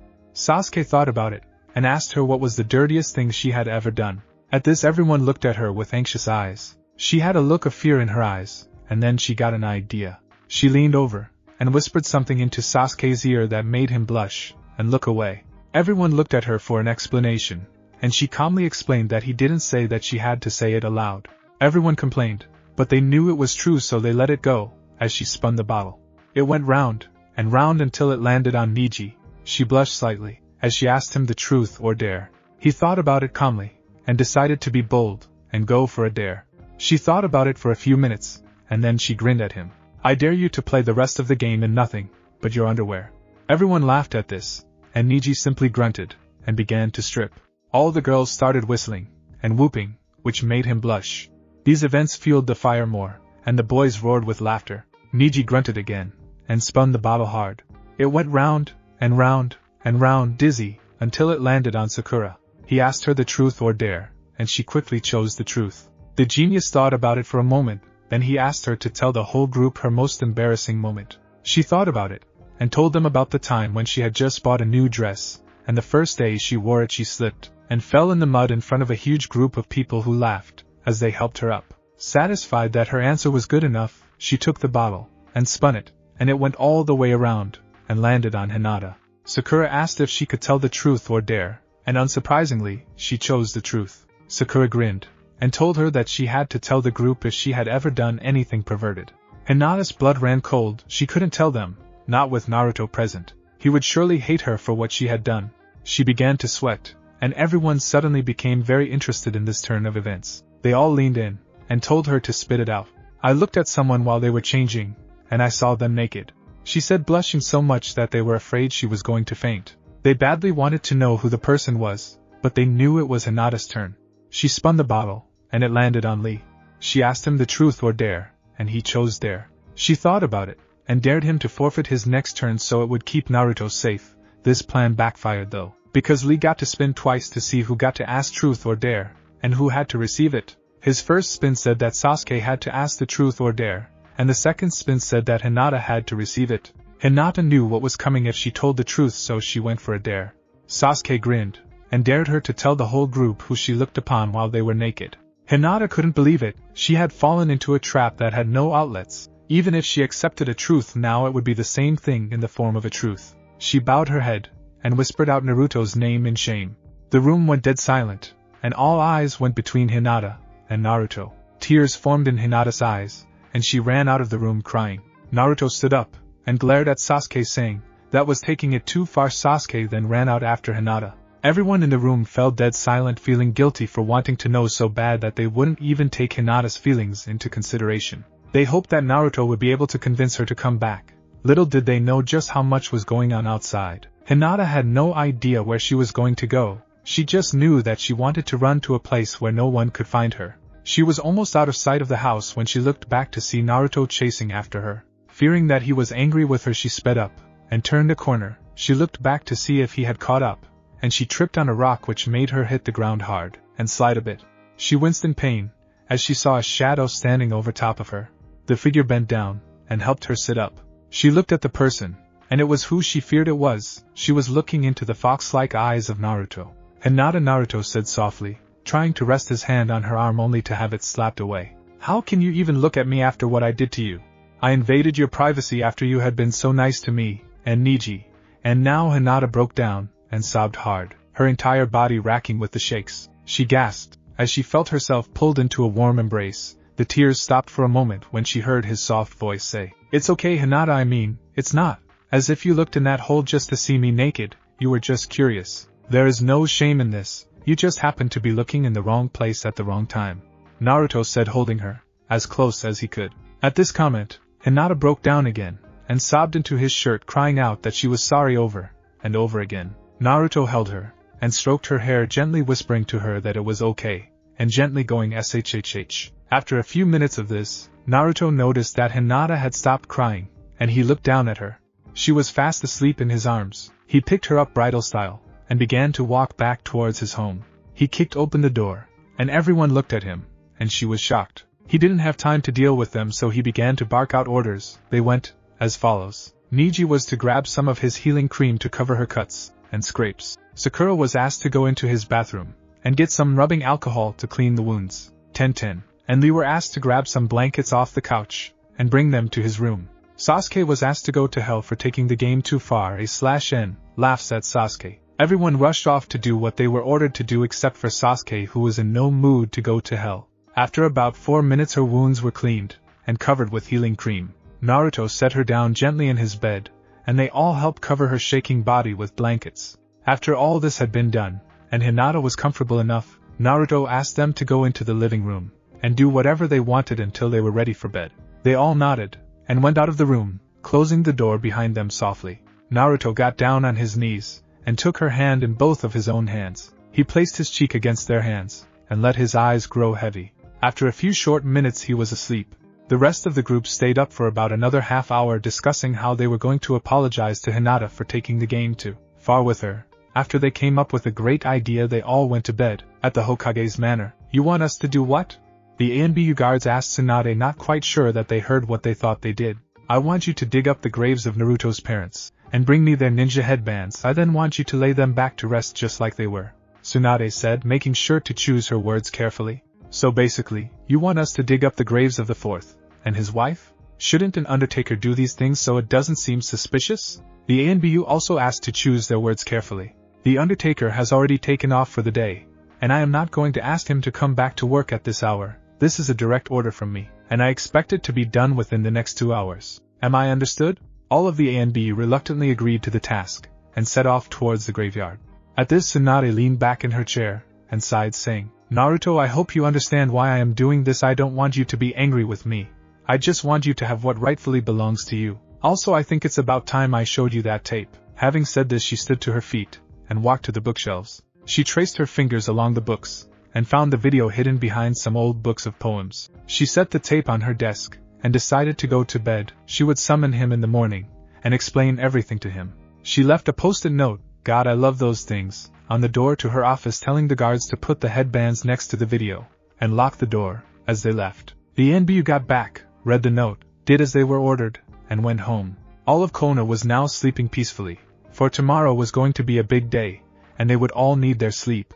Hinata slowly opened her eyes, and looked up at the tan ceiling. The memories of the previous night flooded her mind, and it was then that she felt something warm against her hand. She looked towards it, and saw a mass of blonde/orangish-reddish hair clumped over it. She blushed, and smiled, as she slowly tried to pull her hand out from Naruto's face without waking him up. This plan, however, ended in failure. Naruto felt her hand shift, and his eyes slowly opened. He looked up at her, and smiled, giving her a gentle hey. They stared at each other for a few moments before they both blushed, and looked away. Both of them felt the same feeling deep inside of them, but neither of them yet knew exactly what the feeling was that was driving them crazy. Naruto stood to his feet, and helped her.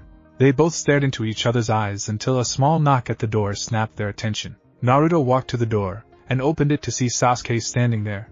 He received a cold glare from Naruto, as he cleared his throat to say something. I'm not really any good at this, so I'm just gonna blurt it out. I'm really sorry for going too far last night, and so is everyone else. We tried to think of a good way to apologize, and I think we did. So if you two would like to freshen up, then please join us in the kitchen. We will show you just how sorry we are. Naruto still looked pissed off, and was about to say something until he felt a gentle hand fall on his shoulder. He looked over his back, and saw Hinata give him a smile, and a nod that told him to let it go. He huffed, and did so, as Sasuke bowed, and closed the door, leaving them alone. Naruto walked over to his sink, and looked at the mirror above it. He opened it up, and began to search around for something. He found what he was looking for a few moments later, and handed it to Hinata. She looked down, and saw a brand new toothbrush. She looked up to see a smile on his face that made her feel like an angel himself was smiling at her. He told her she could use his toothpaste, and he went back to the sink to get his toothbrush. She walked over, and reached for the toothpaste. They both brushed their teeth in silence, and when they were done exited his room, and saw everyone crowded in the kitchen. They walked in, and their eyes began to sparkle. A huge amount of food was placed on the table, and it all looked delicious. Hinata gasped, and Naruto let loose a low whistle. Their reactions brought a grin to everyone's face, and Sakura cleared her throat. As I am sure Sasuke has already told you both, this is just a small token of our apology for what we did last night, she said, eyeing them both carefully. Hinata began to stutter out something about it being okay, and that there was no need for all this, and Naruto just drooled over all the food. Everyone sat down, and enjoyed a nice breakfast that was interrupted by a knock at the front door. Naruto got to his feet, and walked to his door. He opened it, and saw a member of the Hokage's staff standing before him with a letter in her hand. It's a personal request for your presence with the Hokage in 10 minutes. She wants you to come alone, the messenger said, and went about her way. Naruto quickly scanned the letter, and pulled his house keys out of his pocket. He tossed them to Niji, and asked him to lock up the house when they left. He explained the situation to them, and thanked them for a great breakfast before running off towards the manor. Naruto showed up at the gates, and the guards oddly just stepped out of his way, a slight look of fear in their eyes. He made his way up the stairs, and knocked on the Hokage's door only to hear her come in. He opened the door, and saw Tsunade standing up looking out the window. He walked in, and went up towards her desk. His eyes fell upon the 2 dirted leaf headbands, and he quickly put 2 and 2 together. Tsunade turned, and watched him pick up his parents' headbands, a glazed-over look in his eyes. Tsunade gasped, as she saw tears form in his eyes, afraid that these were tears of rage. However, as she looked closer she saw his body shaking, and watched the boy fall to his knees, as he clasped the 2 headbands closely to his chest. I have wanted these for so long, I will wear them with honor, Naruto said, as he strapped one of the headbands tightly on his right arm, and the other on his left. Tsunade hugged the boy, and held him until his tears of happiness ended. She then cleared her throat and said, "This isn't all I called you here for, Naruto. There is something you and I need to watch." With that, Tsunade went and picked the tape and put it on the TV. Naruto walked over to the TV and sat down on a chair. Tsunade turned it on and took a seat next to him. The TV showed static for a few moments, and then the face of the fourth Hokage appeared on the screen.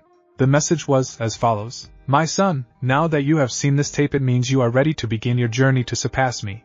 However, there is one test you must complete before I can allow you to go. Hokage-sama, third or otherwise, I know you are watching, and I need to ask a favor. Take my son to training field number 5, and use that forbidden, you know what I speak of, do as I command so that the yellow storm may rise up, please." The tape ended, and Tsunade turned off the TV. They sat in silence for a few moments before she touched him, and used aid to transport them to field 5. She whispered that she was sorry, as her hands began to create seals so quickly that Naruto couldn't keep up. Summoning, worldly resurrection. Tsunade cried out, as a coffin sprang up from the ground. An eerie fog surrounded the coffin, as the door slowly creaked open. Naruto gasped, and was stunned to silence. This was his father. This was the yellow flash. Naruto was sure that his eyes were deceiving him. This couldn't be his father, it just couldn't be. He watched fearfully, as the man opened his eyes, and revealed the same color blue, as his, the hair, these eyes, this feeling. It all came down to one impossible fact. This was his father. The man simply eyed Naruto, and Tsunade with a look that was nothing short of amusement. He pointed at Tsunade, and said, "You are the fifth, I presume?" Tsunade simply nodded, not being able to find any words to describe exactly what was going through her mind. But then, out of nowhere, she shuddered when she felt a bloodlust so horrible that it made her nauseous. She snapped her head towards Naruto, only to see him shaking in horrible rage. "You are not my father! I'm going to kill you!" Naruto screamed, as he rushed at the man who still had a calm and amused look on his face. Naruto stretched out his arm to punch the man in his face, only to see the man disappear before his very eyes. Naruto only had time to gasp, as the man reappeared behind him, and put him in a full Nelson-like move while wrapping his legs with the boys to keep him immobile. "Come now, is that the best you can do, my son? I am going to release you.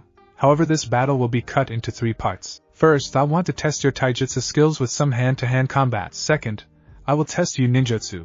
And finally, if you know any forbidden, then we can go to that. All I ask is that you follow the rules, because this is more of a test than a fight. However, you should consider this to be a fight to the end if you don't want to die. I can't afford to pull any punches with you, son. I don't have that much time. Do you accept my test?" The whole while Naruto had been trying to struggle to no avail against this man who claimed to be his father. However, in the end, this test intrigued him, and he accepted. The man let him go, and Naruto jumped a safe distance away. In the background he could hear people coming.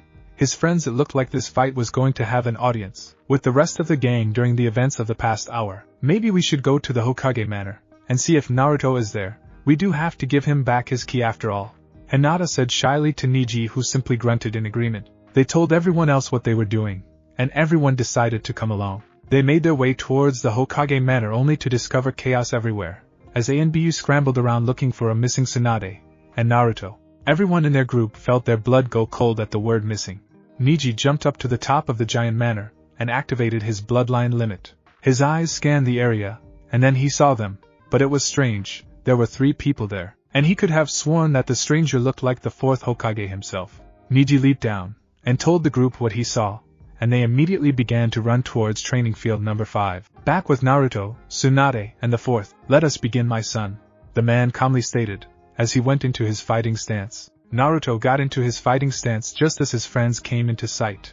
They all looked at the strange man and gasped. He watched them blink several times. They were feeling exactly what he was feeling. This couldn't be his father, it just couldn't be. "Time's up," the man yelled, as he waved his arm beckoning Naruto to come to him. Naruto gritted his teeth and ran towards the man. He threw a punch, and the man just simply dodged. Neji, Hinata, Tenten, Sasuke, Sakura, and Lee just stared in shock, as the battle raged with such a speed that only the ones with the bloodline eyes could keep up. "I don't believe Naruto is losing. This man is just playing with him," Neji and Sasuke said together, which made the others gasp in surprise. And then, to confirm their fears, the stranger connected a kick to Naruto's midsection, which sent him flying into a tree. Naruto flipped onto his feet and took a fighting stance again, but the man simply held up his hand and told him that it was time to move on to the next stage of the fight. "The rules for this part of the fight are simple. You can use any ninjutsu or you want.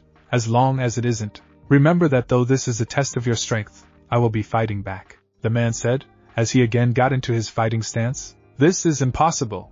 He moves way too quick for me to catch him with a normal. It seems I will have to infect his mind before I can inflict damage onto his body, Naruto thought to himself, as he got into his fighting stance. As well, this time however, Naruto beckoned for the man to come to him, and the man complied. The man came at him with incredible speed, but Naruto was ready. He put his hands together, and began to form these seals: serpent, horse, dog, ram, bird.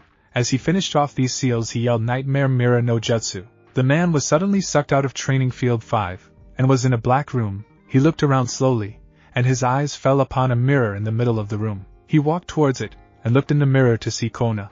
He looked closer, and suddenly the village burst into flames. The man watched in horror, as people tried to run away only to be slain by giant tails. The view in the mirror panned up to show the Kyubi in its original state, killing everyone in his path, and this time there was no one left to stop him. Suddenly the giant demon turned its eyes towards him, and whispered out suffering before he could even react. 2 massive paws came out of the mirror, and began to scratch his entire body. They ended their assault by sinking one paw into his heart, and the other into his stomach. At that exact moment the man was flung back to Training Field number 5, where he fell on his knees, and emptied his stomach. It was amazing. It made him feel pain, though it was just an illusion, and it was all perfected to look completely real. There wasn't a glitch in the entire attack, which made it that much more amazing, because to create an illusion flawlessly took a great amount of control and skill. The man, however, didn't have much time to relax and think, because Naruto zipped up behind him and began to do hand seals again. This time he yelled out Kage Bunshin no Jutsu, and about 50 clones appeared behind him. The man gasped in shock, but quickly recovered by leaping into the air and landing on a tree branch. Now it was time to mount an offense of his own before he got overrun by the clones. The man began to create hand seals himself that went as follows: tiger, serpent, horse, ram, boar, dragon. After he completed his seals he yelled out Fire Rain no Jutsu. Fire began to fall from the sky, and it landed down, crushing the clones under its waking force. The man scowled when he thought about the foolish thing he had done. Now everyone in the village will have seen the attack, and A and B would be flooding in from every direction. Due to his mistake, time was up, and it was time to shove this battle into its end game. Naruto, you have made me proud of my son, but now it is time to end this battle. We are each allowed to use one. This will end it all. Mine will be the Rasengan A/N.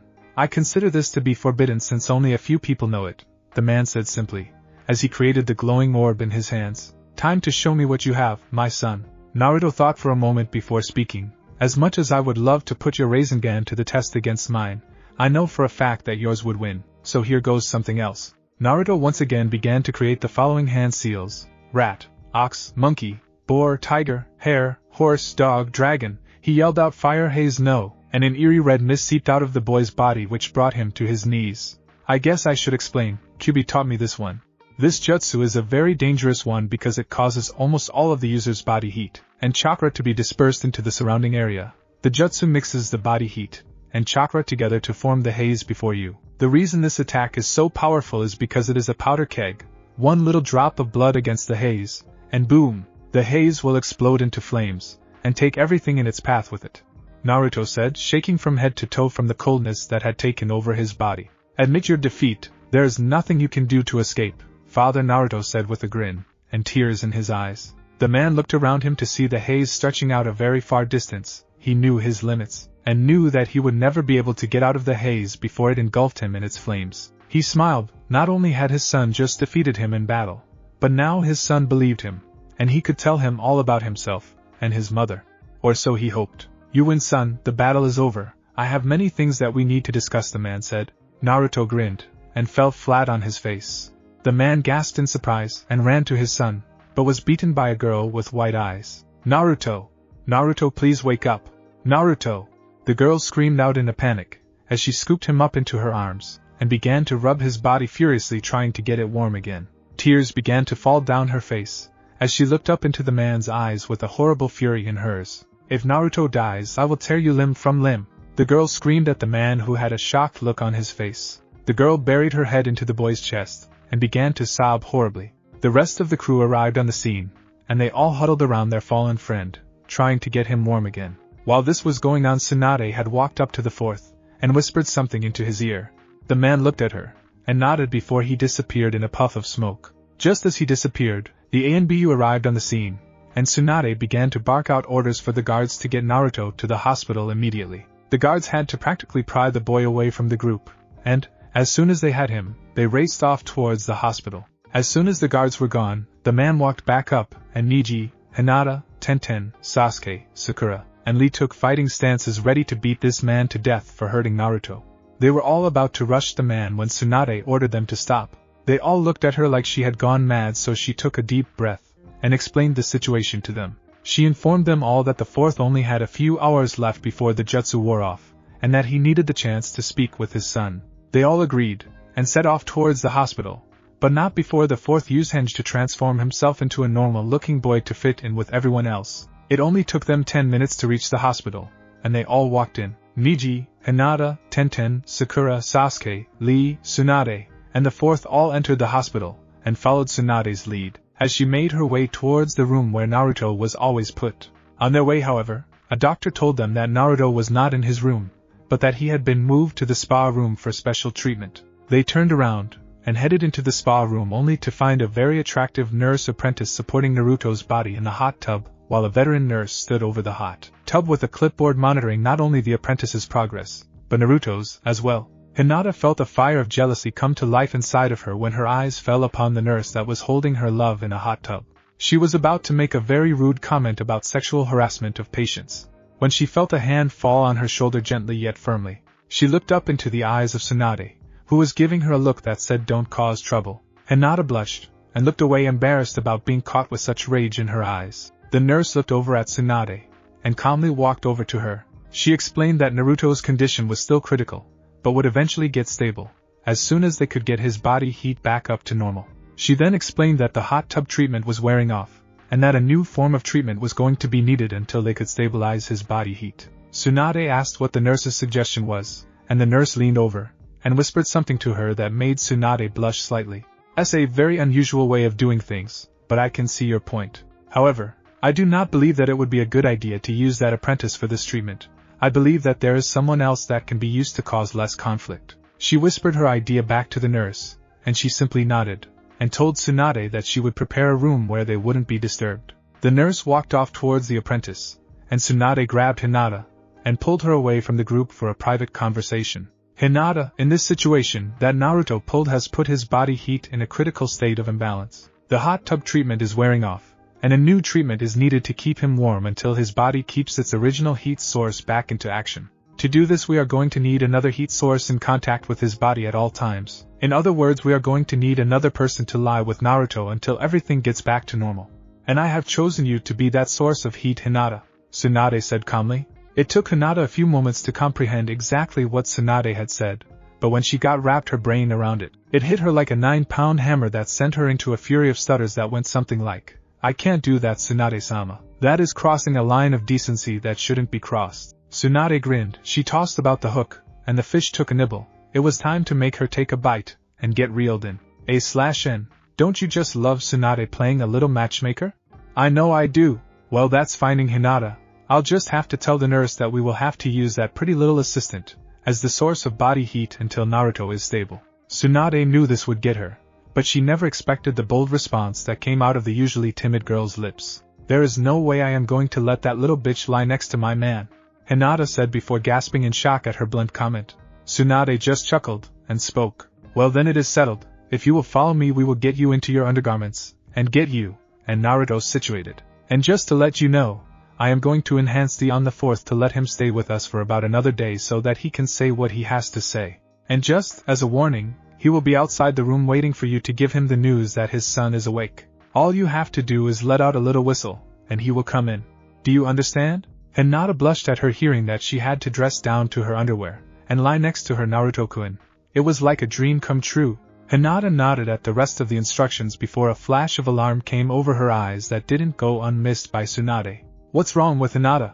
Tsunade asked with a sudden alarm, afraid that Hinata was having second thoughts. "And Niji will never allow such a thing as me lying with N Naruto-kun," Hinata stuttered out. Tsunade sighed a breath of relief, and explained to the young woman that she would take care of the others as soon as she was situated with Naruto. With that, Tsunade went over and talked to the rest of the group. She convinced them that they needed to go and pick up a list of things that Naruto would need after he got out of the hospital. They took the list and walked away, excluding the fourth whom she had told to stay.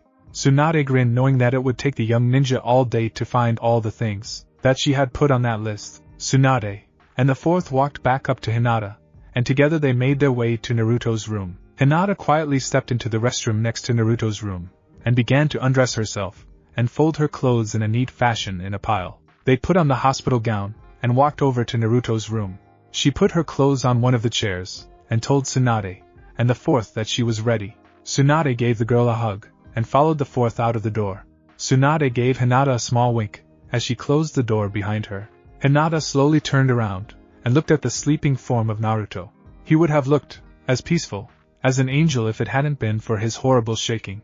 Hinata's mind hit her with a flashback of his naked body that made a small bit of blood drip from her nose. She let out a small deep sound, and grabbed a tissue to wipe away the blood.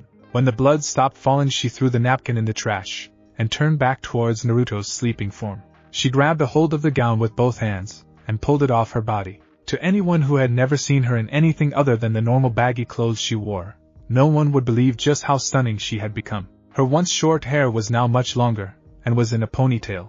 She pulled out the scrunchie, what the hell do you call those things, from her hair, and let her long, silky hair flow down. Her body had also taken a radical change. She had grown quite a bit since she had first become a ninja. Her body had begun to grow curves in all the right places, and let's just say that her chest would leave most girls in envy.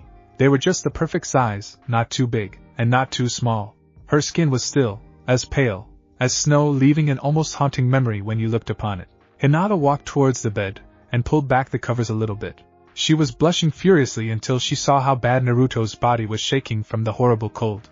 All her embarrassment was gone in an instant, as she wanted to make him comfortable, and took over. She slipped into the bed, and softly climbed over Naruto's body, which is lying sideways. She lied with her back up against Naruto's chest. She gasped softly, as she felt his cold arm wrap itself around her stomach, and hold on tightly. She blushed, and whispered out his name when she heard him mutter the following words. Hinata, I love you. Naruto pressed himself hard against her, feeling much needed warmth. Hinata smiled. She knew that even though Naruto was unconscious, he knew it was her, and he had confessed his feelings to her. She knew that when he woke up she would do the same. She giggled to herself, as she thought about just how much of an unusual treatment this was. Slowly, she felt her eyes get heavy, and she fell asleep with a smile on her face, as she clung to her beloved Naruto. There was only one question that pressed Naruto's mind. Am I alive? Naruto opened his eyes, and looked straight down at the weight that was pressing against his body. He let out a small gasp when he saw Hinata snuggled up against him. He felt his hormones causing chaos in his entire body, but he fought it down, trying to take it to what the exact situation was. He remembered fighting his father, and using the fire haze. After that everything went black. To the best of his knowledge he guessed that she was issued to be his source of body heat until it stabilized. He was about to move when he felt a ripple in his mind that shook him to his core. It couldn't be.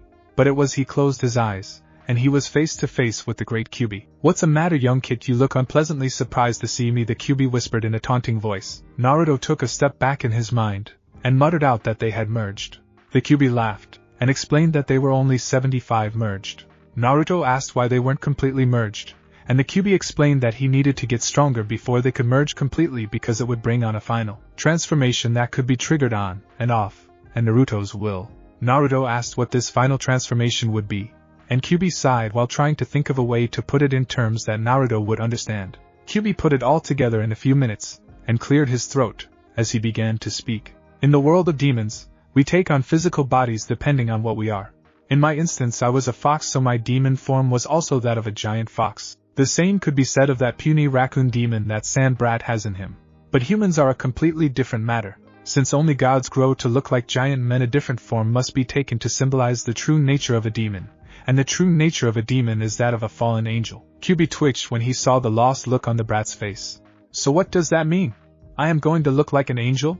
The brat asked, which made Kyubi smirk a little. At least the kid wasn't completely lost. You will look like an angel, but there will be a few slight differences. The biggest one is that you will grow wings. However, your wings will not be white like snow, they will be black at night. You may or may not grow horns, and a tail. It just depends on how you come out to tell the truth. However, this form you will take cannot be used for lengthy amounts of time because it consumes your spiritual energy. Therefore when you transform, you need to keep in mind that this new form will not last forever. Kyubi let the brat go over this information in his head, and looked surprised when the boy looked him straight in the eyes, and asked just what exactly this new form would do to strengthen him. Well, I suppose that a big thing is that the wings won't just be for show, you can use them to fly. Your speed, strength, and agility will be pushed to limits far beyond your own. All of your chakra attacks will become supercharged by the astral energy that will flow through your body, not to mention that no mortal will be able to match you physical strength. I would say that overall it will give you a giant boost in your time of greatest need.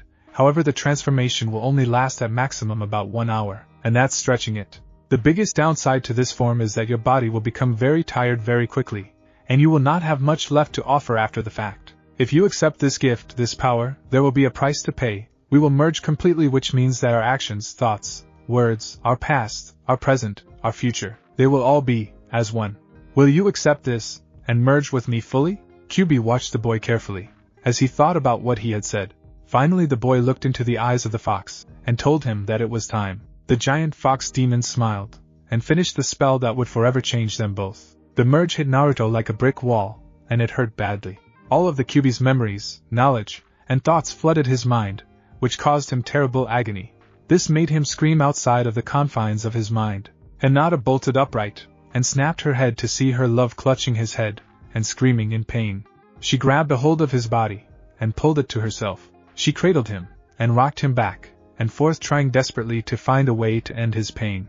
The fourth rushed into the room, and was by their side in the blink of an eye. He looked at his son with worry flooding his mind when a nurse came rushing in to find out what was going on. Hinata just looked at the nurse, her eyes begging for an explanation as to what was causing her love to have such horrible pain. Just as the nurse walked up to Naruto to check his vitals, he let out a horrible roar that shook the entire room before he fell heavily into Hinata's body. Naruto opened his eyes, and looked into the scared white eyes of Hinata. The last words Kyubi spoke before the merge was done echoed in his mind.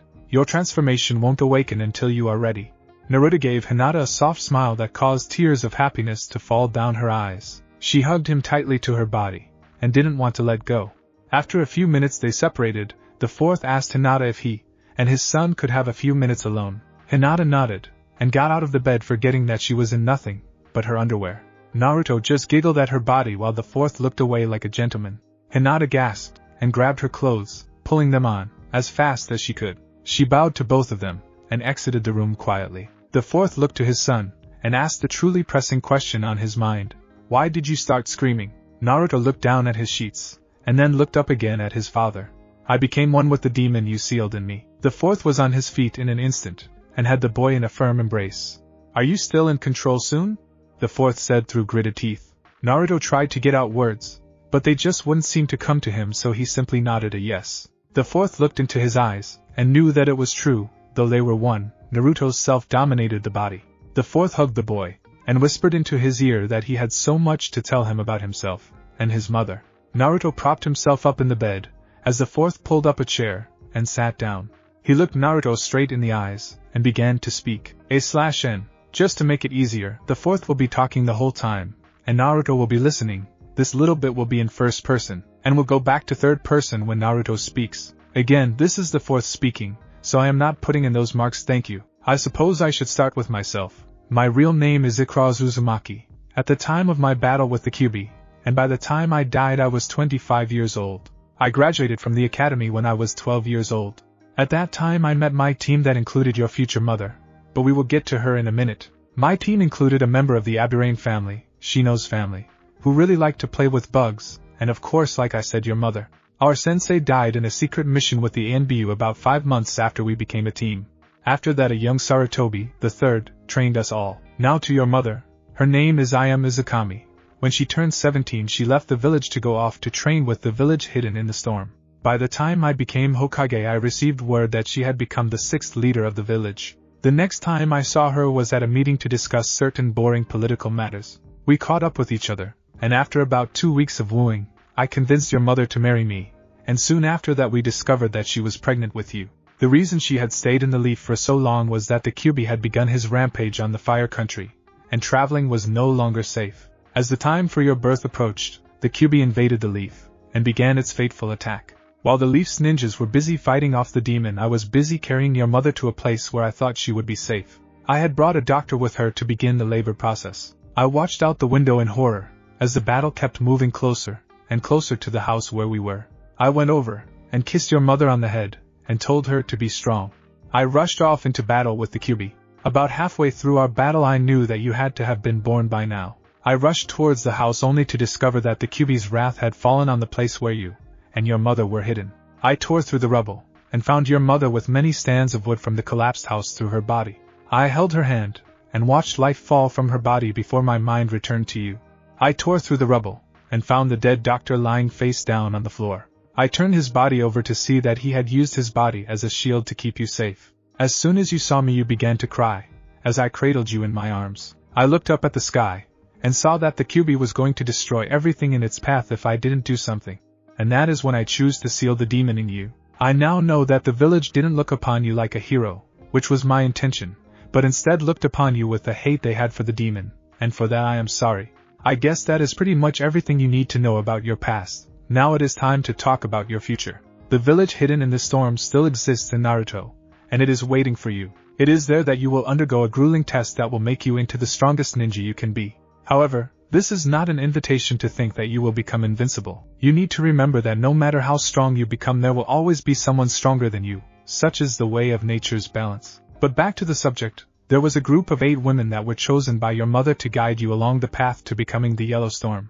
I am sure now that these women's children will now be in charge of watching over you. There are 8 of them because they represent the villages that they came from: leaf, sound, rain, grass, cloud, sand, shadow, and light. Your true path will be revealed to you when you meet up with these 8, whom I presume will be girls. They will guide and teach you everything they know. And that is about it, Naruto. That is your past and your future wrapped up into one speech. I hope you have managed to wrap your brain around what I have told you, because your destiny is about to toss you head first onto your path, and you will need to stay light on your toes in order to come out on top. A/N. End of first-person view of the 4th. Naruto was crying heavily at all he had just learned, and he threw himself against his father, and sobbed when his speech was done. His father wrapped him up in his arms, and rocked him gently when none other opened the door than Tsunade herself. Tsunade had a sad look on her face that told them both it was time for the 4th to go back to his resting place, and so they went back to training field number 5 where it had all begun, and where it would end for the 4th.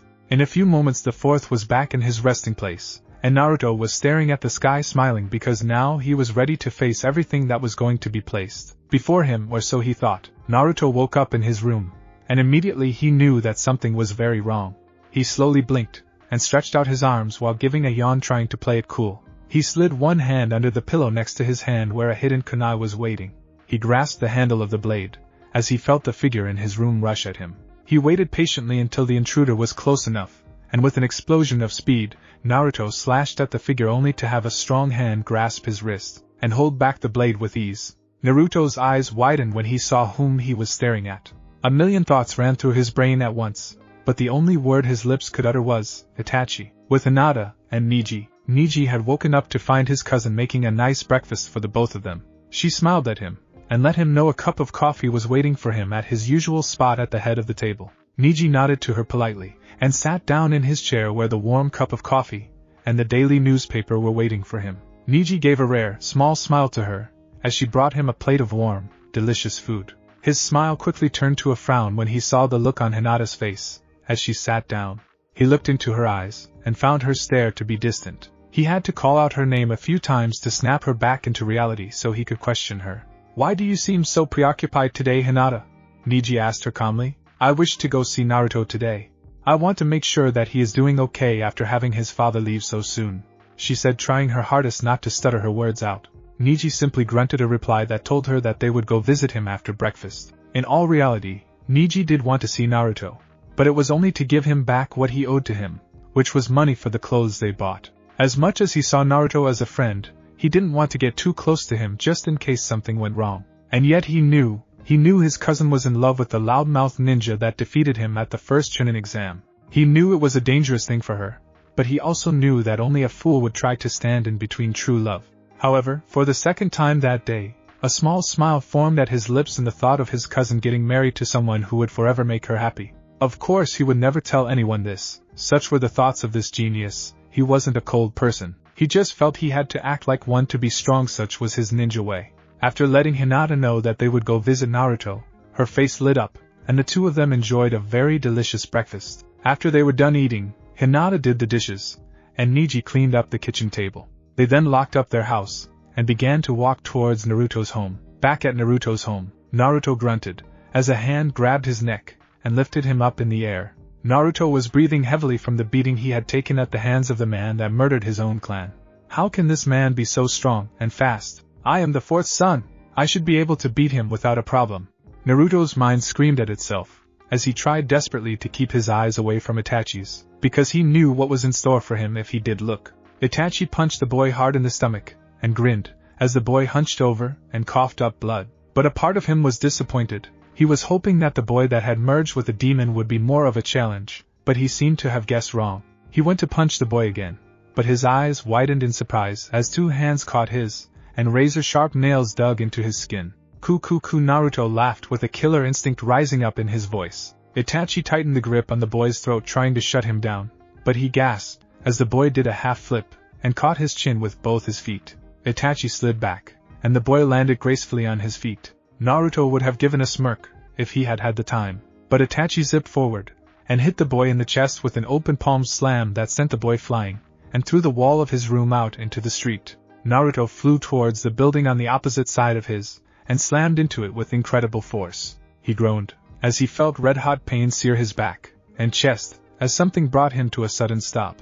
Naruto looked down at his body to see a giant splinter of wood sticking through his chest. His eyes began to glaze over, as he watched his precious blood drip down to the earth below him. Naruto was almost completely out of it until a blood-curdling scream snapped his attention to the one who made the noise. His eyes widened in horror at the sight of Niji, and Hinata, the woman he loved, standing there so close to where Itachi was. Naruto tried desperately to call out to them to warn them of the danger, but his voice failed him. In fact, it worked against him in the fact that Hinata saw he was trying to say something, and she ran over to him. She sobbed horribly, as she gently pushed the golden hair out of her love's face. Naruto managed to gather up just enough energy to choke out the following words: "Danger, get out of here, you're both in grave danger." At those words Naruto groaned again, as his body began to fall victim to shock. His eyes glazed over again, as his body went numb. And then, as if in slow motion, he watched Itachi jump out of the window, race towards him, smack Hinata out of the way, and grab his throat in one hand with a tight grip, and the other grabbed his left side. Itachi grinned, and told the boy that this was going to hurt, as he ripped the boy off of the stake. Naruto's scream of agony was enough to send Niji over the edge. He raced towards Naruto only to have Itachi fling Naruto's body into his own, which caused him to fall under the weight. "Time to make the little fox snap," Itachi said sadistically, as he began to walk towards Hinata's limp body. Itachi went to pick up the girl before he realized the horrible error he had made. With lightning-fast speed, Hinata used her gentle fist style of combat to successfully render both of Itachi's arms useless for a few hours at most. Itachi cursed her under his breath, and jumped onto the roof of Naruto's house. He leaped from house to house until he had disappeared from sight. Hinata quickly ran to Naruto, and Niji sighed only to see a look of horror in her cousin's eyes. She began to shake, as she watched the love of her life dying right before her eyes. She sobbed harder when Naruto gave her a weak grin, and a thumb up like everything was okay. She quickly put her hands onto Naruto's wound, and began to pump healing chakra into it. She gasped when she felt Naruto's already cold hand grasp hers, and pulled them away, trying to stop her efforts. She slapped his hands away, and tried again, and again to heal the wound, but to no avail. At this she fell to the ground, and wept bitterly over her dying love. She looked at the blood on her hands, and she began to shake. If only she had gotten there sooner. If only she were stronger, then maybe, just maybe, she would have been able to stop his death. She heard her cousin gasp, but it no longer mattered to her. She just looked away in disgust because she knew that she was too weak to do anything for either of them. It was then that she saw a hand get stuck in her face that wanted to help her on her feet. She looked up at the owner of the hand, and gasped to see a bloody Naruto standing over her. She looked him up and down in shock. She could see all the blood on his body, but the wounds were gone, and then it hit her. This was one part of the Kyubi that had merged with Naruto, making the power complete. The power of healing. Hinata took his hand, and was lifted to her feet, but she didn't stop there. She leaned forward, and fell into her love's body, and began to sob, as his strong arms wrapped themselves around hers. "Shoo, it's okay, Hinata. It's going to take more than that to kill me. Everything is going to be okay," Naruto whispered to her, as he rocked her body back and forth. Naruto heard yet another scream today that made him snap his head to see who made the sound. He saw a middle-aged woman pointing at the two of them, and screaming her head off. He looked down at a confused Hinata, and saw exactly what was making the woman scream. He was covered in his own blood, she was covered in his blood, and he was holding her. For someone who had not seen everything that happened, it looked like he was killing her. And no, he said when he saw a few ANBU jump down from rooftops to come at him. Naruto was about to bolt with Hinata in his arms when he watched Neji jump in front of them, and hold out his arms so his body made a T shape. He didn't hurt my cousin, and if you want to get to him you must come through me, Neji said with a calm, cold ice expression on his face. After this little incident, the ANBU decided to leave the situation alone, and went to console the still hysterical woman. Neji turned to both Hinata and Naruto with a slightly less menacing glare, and Naruto just chuckled saying, "That sure was a hell of a going away present, wasn't it? At the Hokage's manor. I don't understand why you only plan on sending me and Hinata with him. This boy isn't even on our team," a slightly frustrated Kurenai stated to Tsunade, who had become frustrated with the woman. "Look, I don't care whether you like this or not. Hinata will help to keep that boy in line, I have seen it. On this trip she will need a female companion that she can count on when boys become useless. That would be you. And now to the part that I am truly sorry for, but I feel there is no other choice. Naruto's male companion will be none other than Jiraiya." At that comment Kurenai's sweat dropped, and began to yell how there was no way that she was going to go on a mission with a pervert like that, especially with a fragile Hinata around. This burst of comments made Tsunade snap, and she screamed at the woman with such force that it drained her will to argue any further. "Now, as I have told you, you have no choice in this matter. You will protect Hinata, and you will protect Naruto, and you will put up with Jiraiya's pervertedness until you reach the Storm Village. You will then come back home, and go on with your normal lives until the times comes to go back, and pick up Naruto. Do I make myself perfectly clear?" Kurenai, knowing that she had been defeated, bowed to Tsunade, and asked one little big question. "And if Hinata decides that she doesn't want to come back, but instead stay with Naruto?" Tsunade pondered this, and came up with an answer that shocked Kurenai. "Let her do what her heart tells her to do." Kurenai nodded, and left the room to find Hinata to inform her that they were leaving at nightfall. Tsunade sighed, and ordered 2 ANBU to go, and find both Naruto and Jiraiya, and bring them back to her office immediately. It was just after the 2 ANBU left that more ANBU poured into her room, and told her that there had been an attack at Naruto's house. She began to panic, but was quickly calmed down when Hinata, Neji, and Naruto walked into her office. Tsunade's panic attack, however, went back into full swing when she saw that both Naruto and Hinata were covered in blood. Tsunade ran to them both, and began to check for injuries until Naruto said rather loudly that they were both okay. She sat the 3 of them down, and they explained the situation to her. Tsunade took it all in, and told Neji that Naruto and Hinata would be gone for a long time on a mission, and that he should say goodbye to them here and now.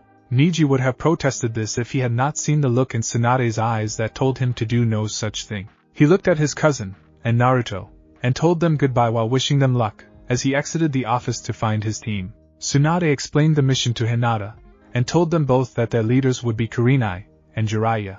She told them to pack their things, and meet herself, Kurenai, and Jiraiya at the front gate at 10 p.m. They both nodded, and went their separate ways to get ready for the mission. Main tower 10 o'clock. Everyone was on time, and Tsunade explained to everyone once again that they were headed to the village hidden in the storm, as escorts for Naruto. They were to leave as soon as they got him safely in, and report back home. They all nodded, as the giant gate opened revealing the forest surrounding Konoha. Tsunade gave everyone, except Jiraiya, a hug, and wished them luck. With that they were off towards the storm.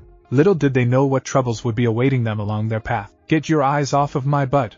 Kurenai screamed, as she slapped Jiraiya in the face for what seemed like the millionth time that night. Jiraiya backed away, and Naruto and Hinata just sighed. This had been going on for about 3 hours, and it was time for a break. Naruto stopped, and bent his knees, placing his hand palm down on the ground. He closed his eyes, as he began to concentrate. They all just looked at him, and waited for him to finish whatever it was he was doing. "We are going to camp for the night, just over that hill," Naruto said, pointing at a rather large hill to their left. "And why exactly should we rest there?" Kurenai snapped at him, already frustrated by Jiraiya, and hating having to take orders from the fox brat. "Because there is a lake where you ladies can bathe, and a cave where we can sleep. Also the cave will serve me to keep Pervert Sensei busy until you ladies are done. It is also tactical because it is facing a giant cliff, and the only way in is the front entrance. Plus, there are a lot of trees around, so there is plenty of firewood." "Any more objections?" Naruto snapped back, causing Kurenai to open and shut her mouth many times. How do you know all this, Naruto-kun? Hinata asked, keeping her eyes away from him, a slight blush hitting her cheeks. I'm not really sure, I can just feel it. It's like a sixth sense to me, Naruto said with a shrug. And so, with no more objections, the team climbed the hill and found the area to be exactly as Naruto had described it. They went into the cave and examined for animals only to find none. Naruto thought it was odd, but he kept it to himself. He declared that he was going to go get firewood, and Hinata immediately jumped in, saying she was going to go with him. Kurenai gave them a look that begged them not to leave her with the huge pervert that was Jiraiya. Naruto shot Jiraiya with a glare that told him not to cause trouble, and he and Hinata left the cave to go find firewood.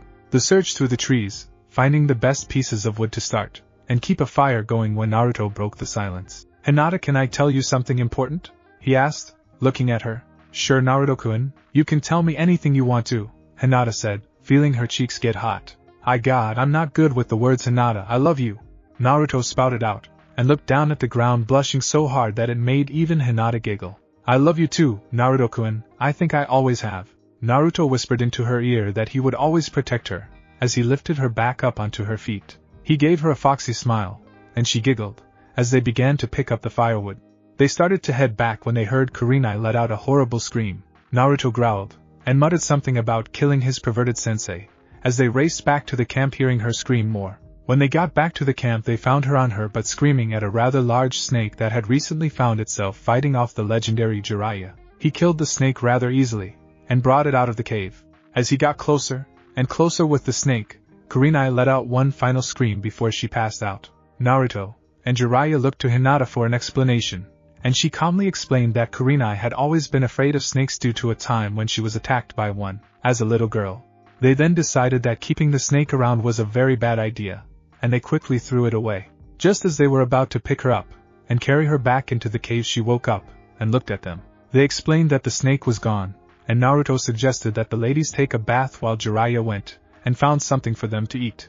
Pouting, he left the camp. Naruto told the ladies that he was going to get the fire started, and that he would keep an eye out for the pervert in case he tried to come and peed on the girls instead of doing his job. They agreed, and the girls took their packs and went to the lake. Naruto set up shadow clones of himself to scan the area for a possibly peeping Jiraiya while he went to work on the fire.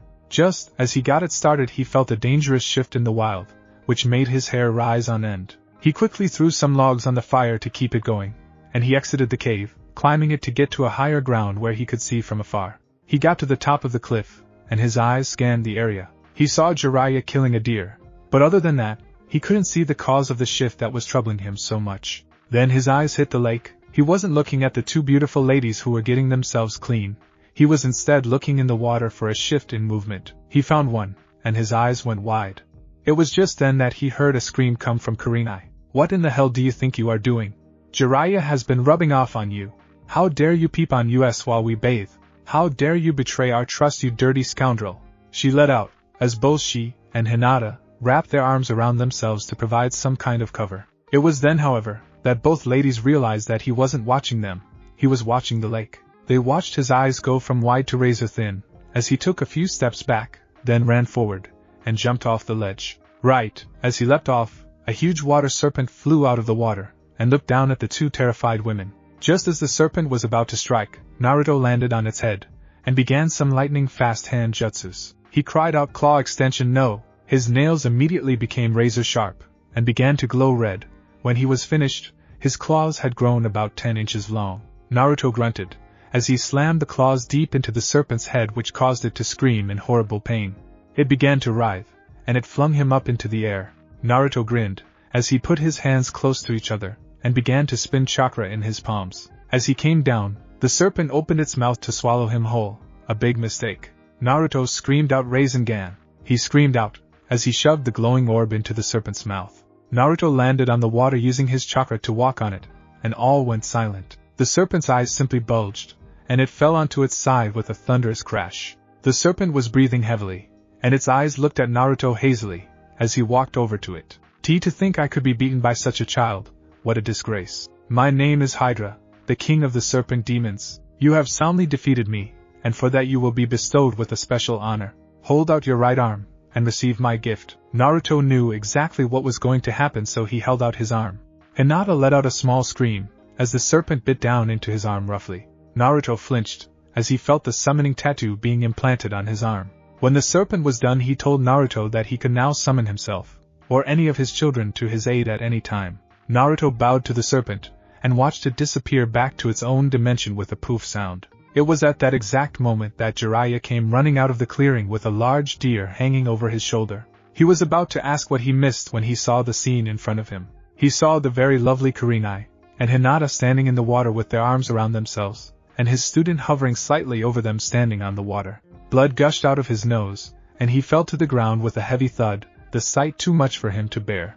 Naruto sighed, as he grabbed his baka, super perverted sensei, back to the fire. He came back out, and dragged the deer carcass into the cave, letting the ladies know that they could finish what they were doing, and that they could take their time because A. Jiraiya wasn't waking up anytime soon, and B. It would take a while for him to prepare the meat and cook it. Kurenai and Hinata looked at each other, puzzled at the fact of hearing Naruto saying he was going to cook, but they shrugged it off, and finished their bathing, letting him do what they had to do.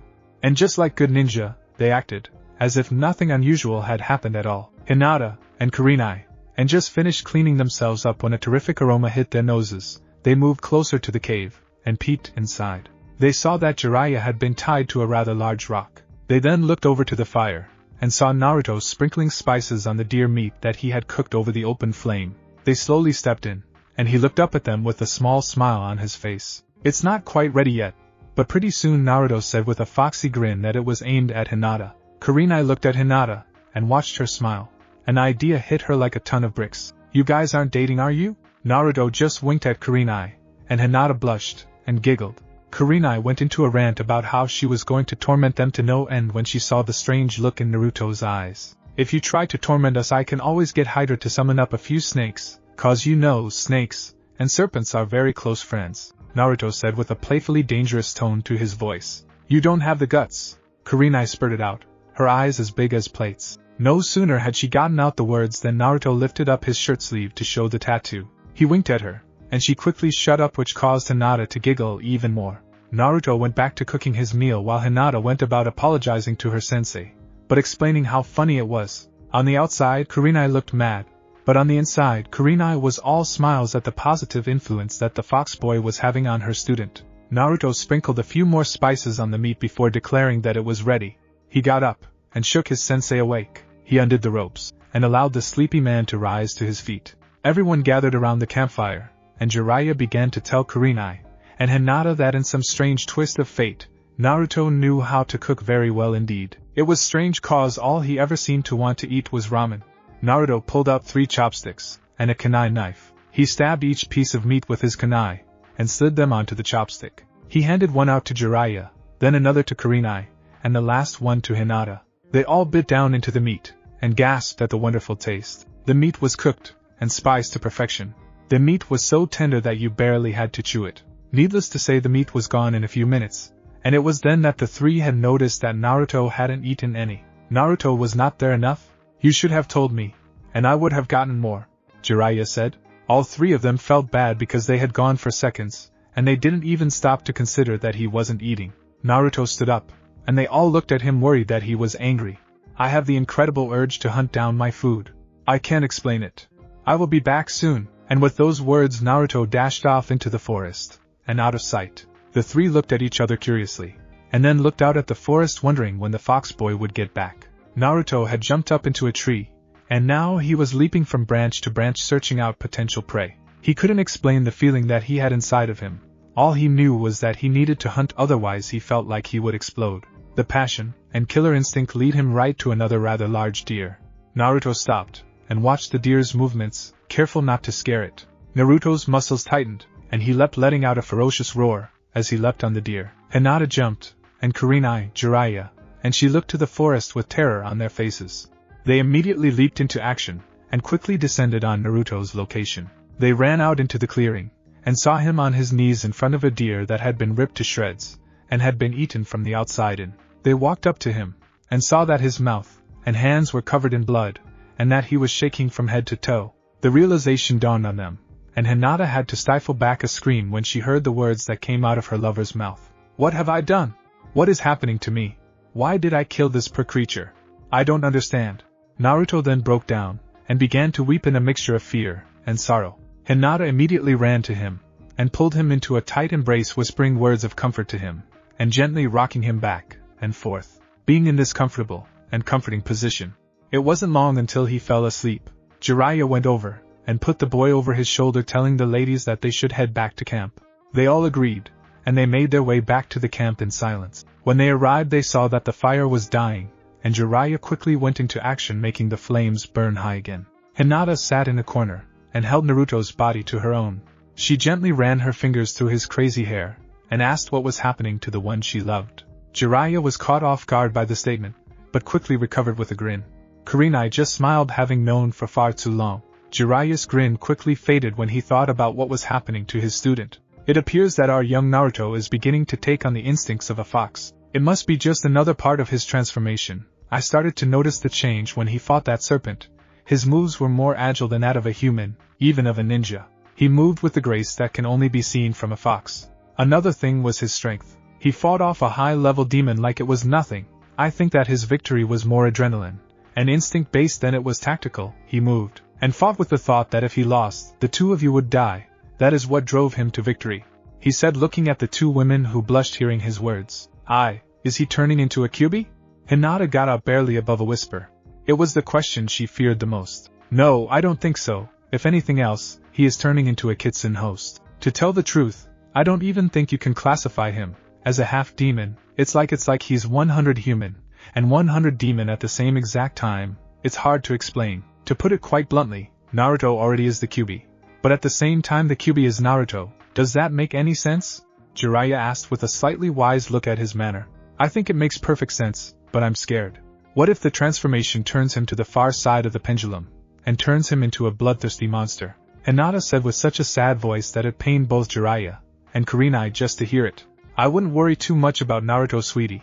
From the little I have seen from him, I can tell that Naruto is too strong to let any such thing happen to his body and his soul. Plus, the Kyubi isn't stupid.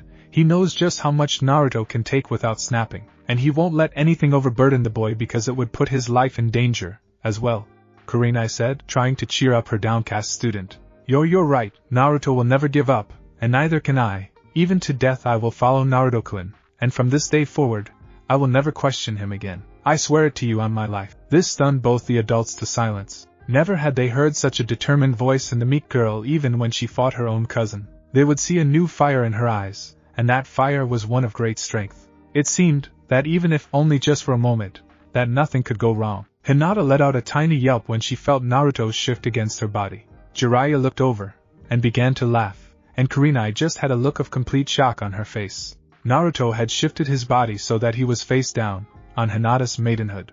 Hinata blushed furiously and tried to shift his body to a better position, but Naruto grabbed her baggy pants and held on tight, burrowing himself into her more.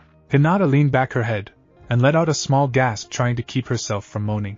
She could feel his hot breath beating on her, and it felt incredible. Then, as she tried to shift him again, he dug himself back into her, and it was too much for her to bear. She leaned back her head again, but this time a small moan escaped her lips. At that sound, Jiraiya got a nosebleed of mythic proportions, which put him out of commission. Mythic proportions? How do I do it?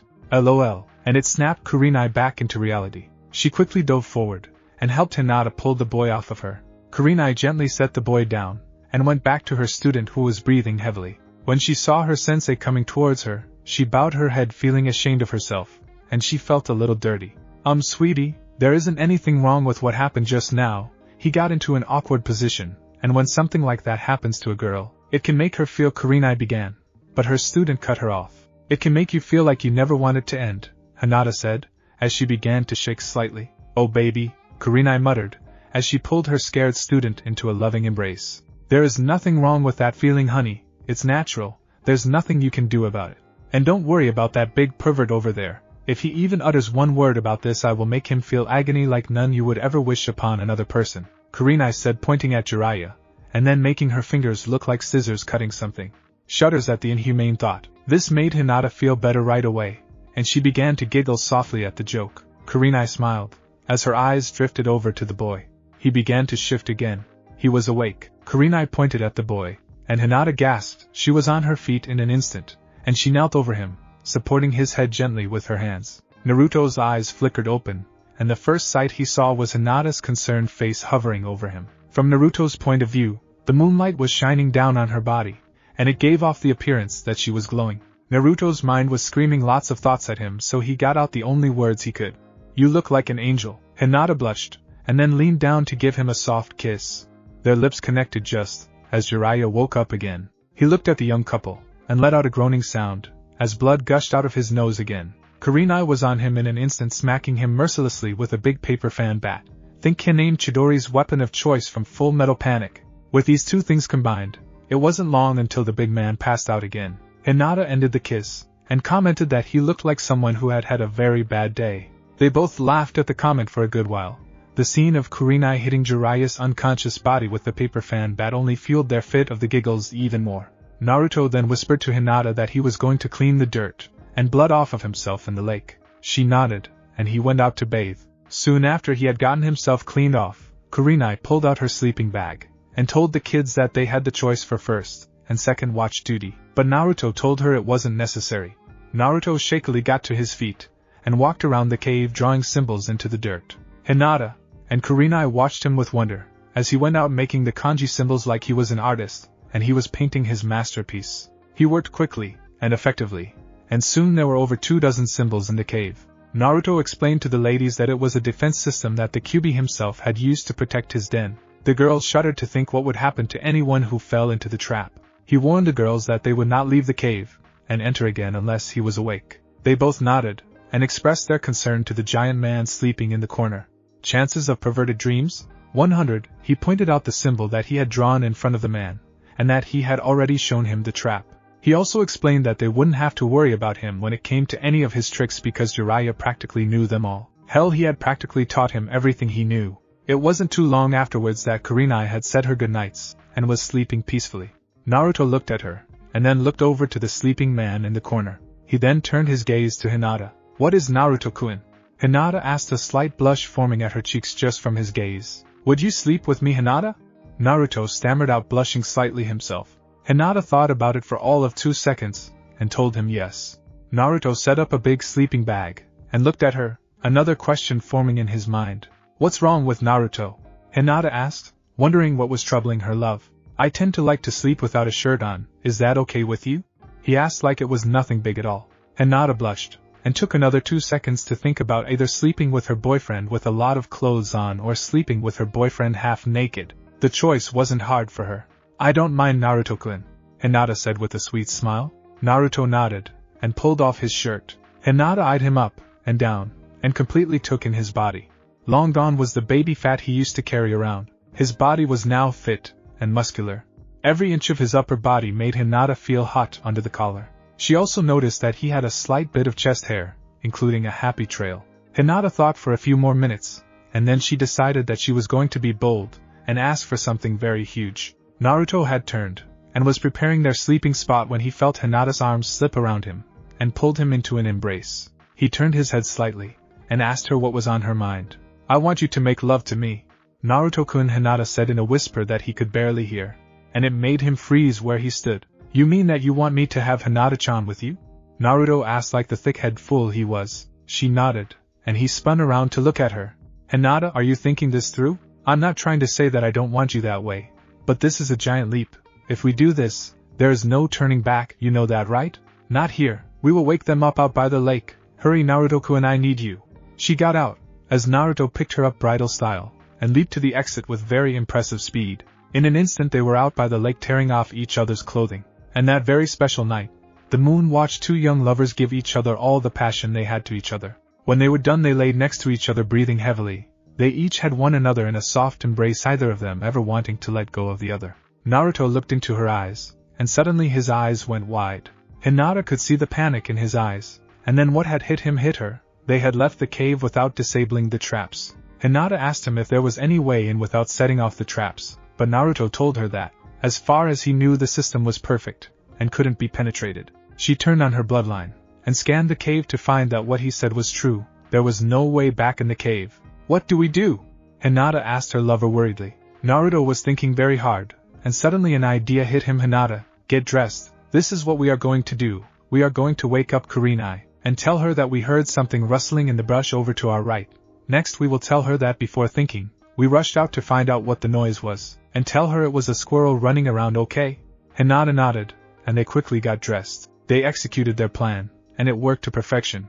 Naruto told Kurenai how to disable the traps, and she did so.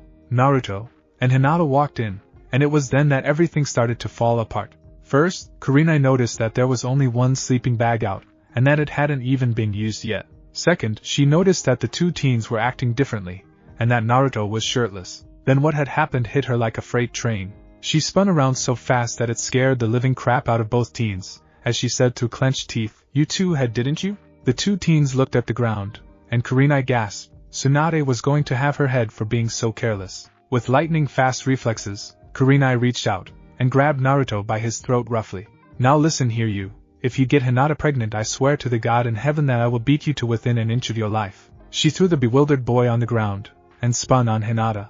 "What were you thinking giving your body to him like that? Just because of our discussion earlier, that wasn't an invitation to go and have with him right away." Hinata spoke with a boldness that shocked Kurenai to her core, and made her realize the error she had made. "It was our choice, Kurenai-sensei, and to be quite frank, it's none of your business what Naruto and I choose to do with each other because we are both adults capable of making our own decisions. I understand your concern for us, but please also take into consideration that we need the freedom to make our own choices." Kurenai thought it over, and apologized to both of them. She then asked that they not have it again until their trip was over. They both agreed, and with that Naruto reset the traps, and they all fell asleep, and, as for poor Jiraiya, he never heard one word about what had happened under that midnight moon. The next morning came way too fast for everyone in the cave. They woke up, and immediately they smelled that something delicious was being cooked on the fire. They all turned their eyes lazily to see that Naruto was standing over a newly made fire, and was cooking more meat, and was cooking some eggs over a clean rock. "It's pretty cool to do," laughing face. The whole group, Jiraiya included, just gawked at him. Kurenai went over to Hinata, and whispered to her, "A great-looking guy who can cook. You sure know how to pick him, Hinata." Hinata just blushed, and let out a small giggle, and Jiraiya just looked at them with a look on his eyes that said that even a map would tell him that he was hopelessly lost. The girls just looked at the older man, and laughed at his expense. Soon after their giggling fit they all got up, and walked over to the fire where a clean rock, and a pair of chopsticks had been set out for each of them. "Wow, Naruto, this is amazing," they all said with smiles on their faces. Naruto just grinned, and told them to lift up their rocks so he could put the food on them, and so one by one, he handed out the food, and they all took it until there was nothing left. They looked at him, and he told them he had already eaten. They paled a bit, and he laughed, as he pointed to an empty instant ramen cup lying next to his things. They all breathed a sigh of relief, and he explained that he wouldn't need to hunt every day, that it was just something he would have to do when the need arose. They all nodded in understanding, and they ate the food in happy silence. There is a town about 30 minutes north of here if you walk. It is a trader's town, and it has a nice hotel where we can stay, and not to mention shops where we can load up on enough supplies to get us through the storm. I suggest that we take this chance to rest, and have fun because there are no more towns on the way to the storm," Naruto said, as he began to pack his clothing. "How do you know all this, Naruto? Did Tsunade tell you all of this?" Jiraiya asked, knowing that it was the question on all their minds. "Nah, after you all fell asleep I went out, and made the trip to see what it would be like so we would be prepared to travel, as a group," Naruto said, as if it were nothing in the world. Hinata and Kurenai gasped, and Jiraiya fumed with anger. He was on the boy in an instant, and he lifted him by his shirt collar screaming, "Do you have any idea how much danger you could have put yourself in? If anything had happened to you, did you even stop to think how it would have made any of us feel, you stupid baka?" Jiraiya roared with such anger that it scared even Kurenai.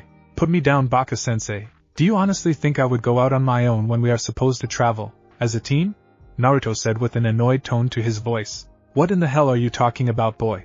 You just said that you left the camp," Jiraiya exclaimed with another confused look on his face. Naruto grinned, and explained that he summoned a small level frog to take the trip for him. He then told them that the frog explained the journey in great detail to Naruto so that nothing would come as a surprise to them on the trip.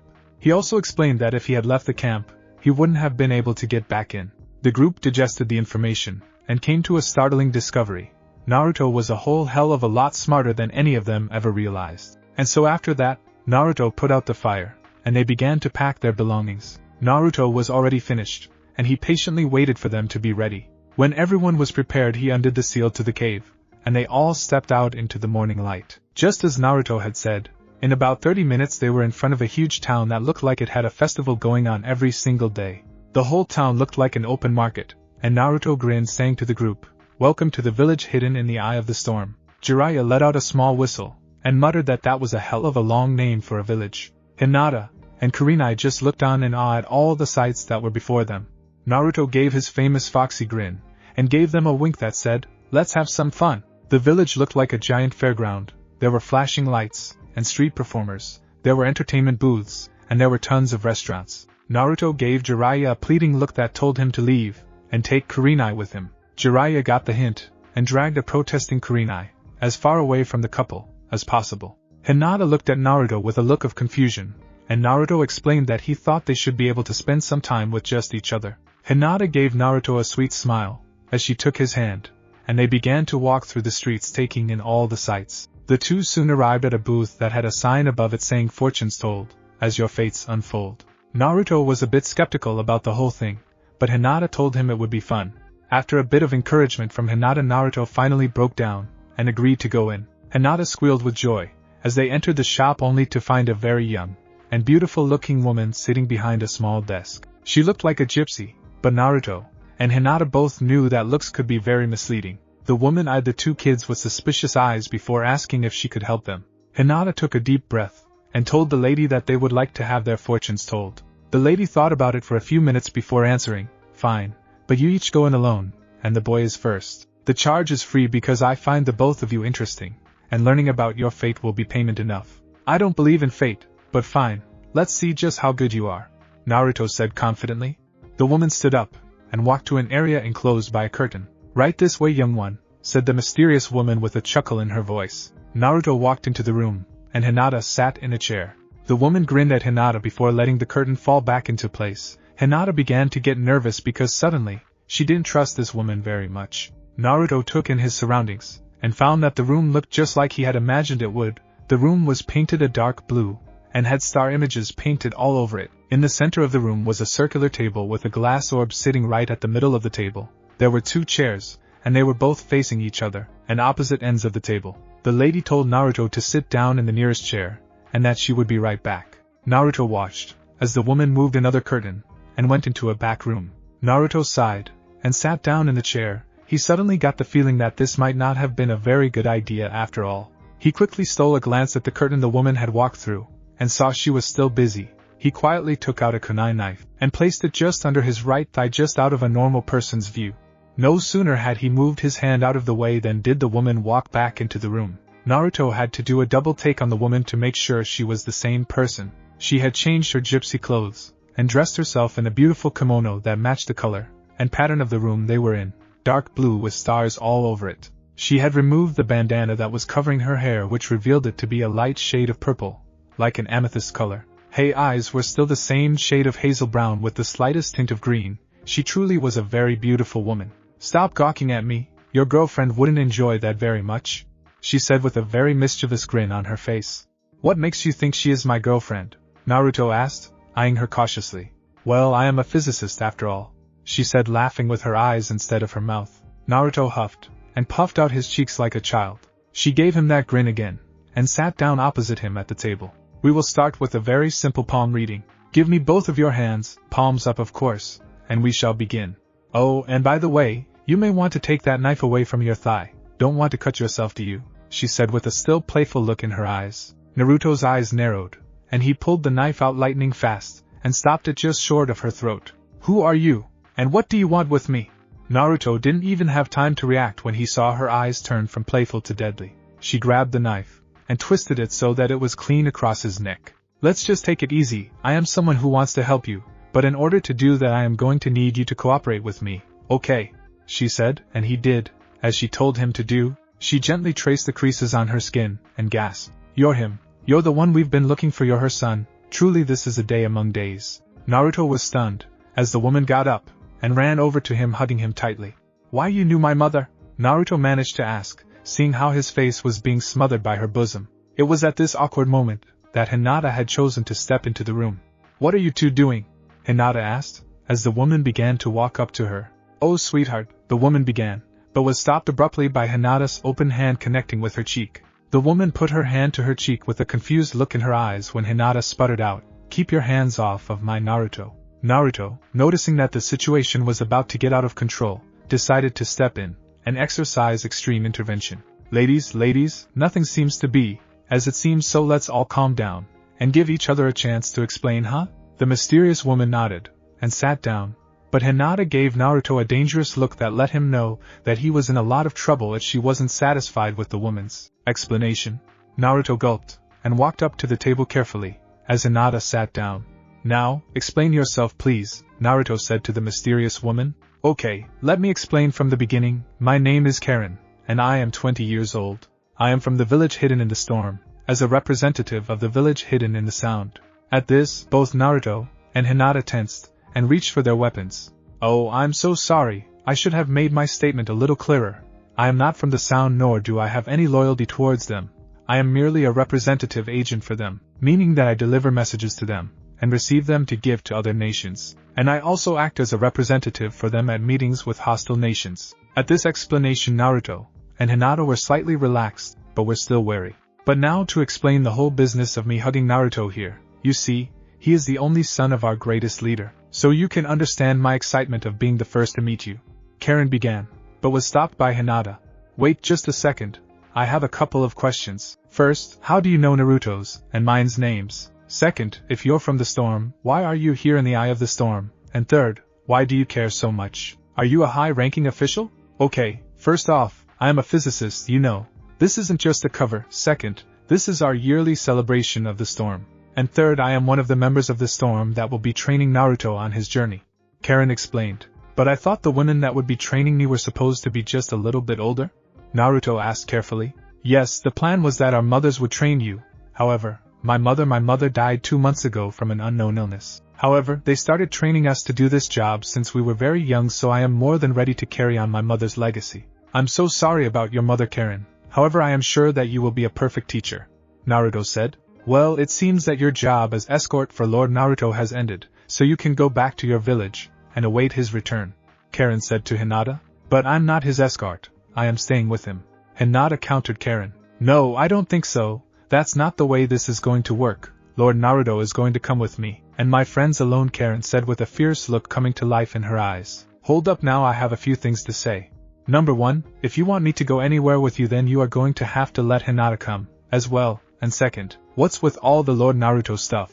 I may be the son of one of your leaders, but I am not worthy enough to be one called a lord," Naruto said, trying his best to calm down the now explosive situation. Karen thought about it for a few moments before coming up with an idea. "Okay, I propose to you this deal. Beat me, and Hinata can come with us, but if you lose, you come with me alone." Without even giving it a second though, Naruto gave her a yes, and Karen stood up and began to move everything out of the way. Once the room was completely cleared, Karen set down the rules. "There is only one rule, the tried but true rule. There are no rules. Are you ready?"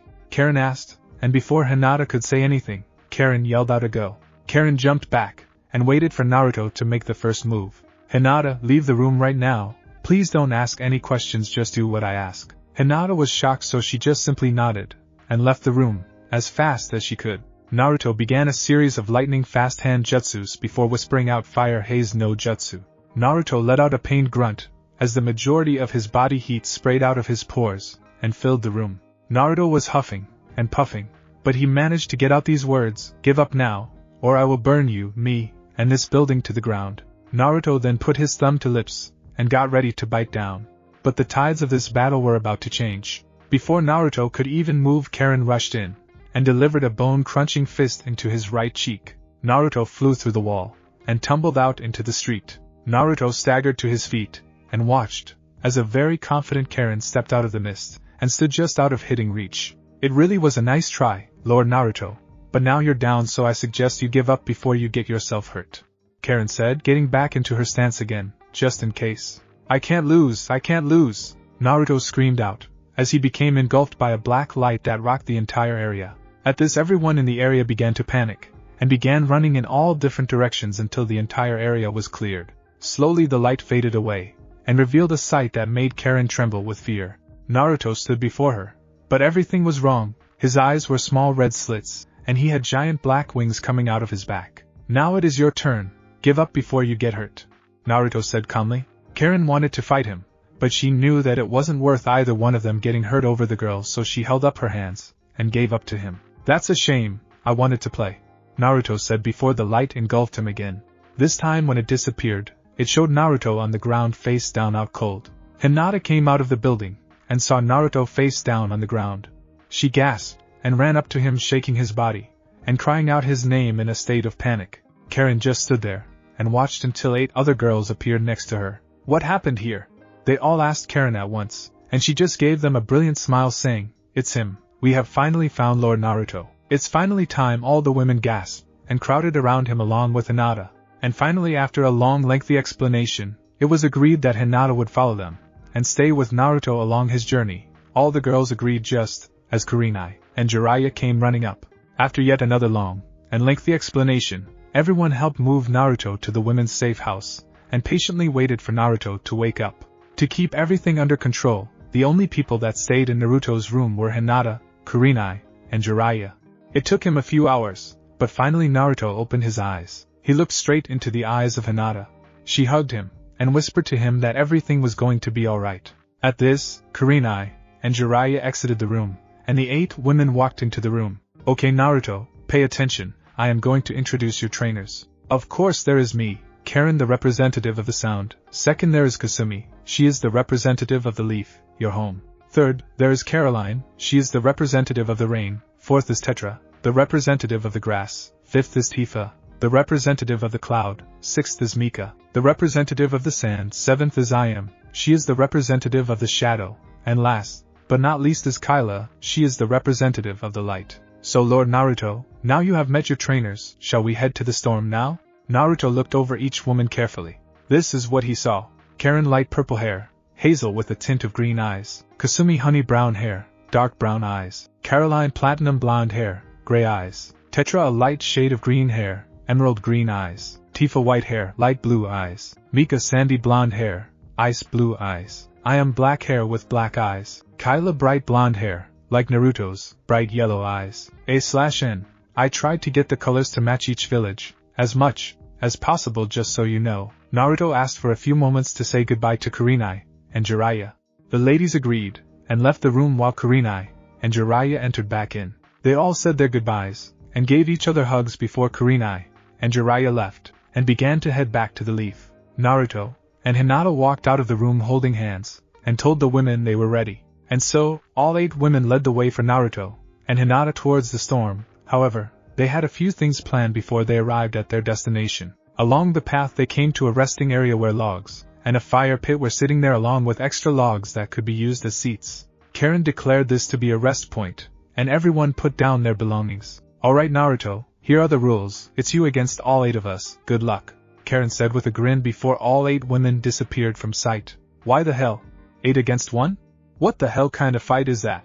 Naruto declared, as all 8 girls surrounded him in a circle. Hinata stepped forward to help Naruto, but was stopped dead in her tracks by his words. Hinata, please don't get involved. I don't want you to get hurt, cause this is going to be a massacre. She gasped, as that same black light surrounded Naruto again. When the light faded away, it was the same as before. Naruto had the eyes of red slits, and had the giant black wings that had grown from his back. Let's get busy ladies, Naruto said with a dangerous tone, as the tattoo on his skin began to glow. A pool of water appeared underneath their feet, and Hydra, the king of serpents, rose from the water under Naruto's feet along with 7 other serpents. The other 7 serpents attacked Kasumi, Caroline, Tetra, Tifa, Mika, Ayam, and Kyla, but Naruto and Hydra attacked Karen. Naruto watched in shock, as the 7 other serpents were defeated like they were nothing. Naruto knew that if he was to stand any chance against all 8 of them he needed to not rely on strength, but rely on his mind instead. He leaned as close as he could to Hydra, and whispered something to him. The women noticed this, as part of his plan. Hydra nodded, and Naruto shot off of him, and spread his wings flying up into the sky right in the path of the sun. The women began to come up with a plan to block out the sun so that they could see just what Naruto was up to. But little did they know that they were walking right into his trap. In the air, Naruto pulled out a kunai knife, and carefully wrapped an exploding note around the kunai. He then performed the Kage Bunshin no and created hundreds of clones each with their own exploding kunai. Back on the ground the women spread themselves out, and Ayam began to perform some hand jutsus before saying, "Darkness falls no jutsu." Naruto watched as the sun slowly began to turn black before grinning, and saying, "Bingo." From below all the girls could hear was the sound of something whistling down from the sky, and they moved on to the next part of their plan. They all formed the same hand jutsus, and yelled out, "Eyes of the sun no!"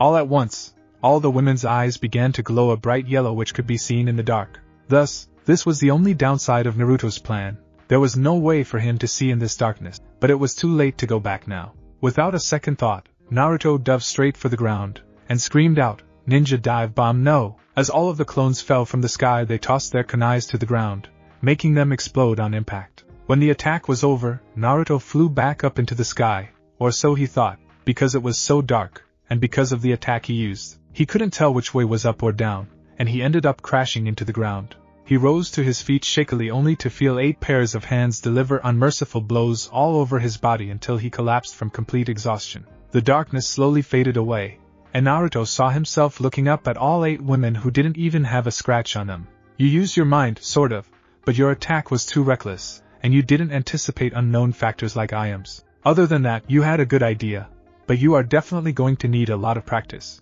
Karen said with a smile on her face. As Naruto passed out from exhaustion, Hinata stepped out from behind the bushes with tears flowing down her eyes. "I want you to train me. I want you to help me so that I will always be able to help Naruto without being a burden to him. Will you help me too?" Hinata managed to get out in between her tears and sobs. "Let me fight her. I will tell you if she is worthy of our teaching." The mysterious Kyla spoke up with a deadly voice that sent chills down Hinata's spine.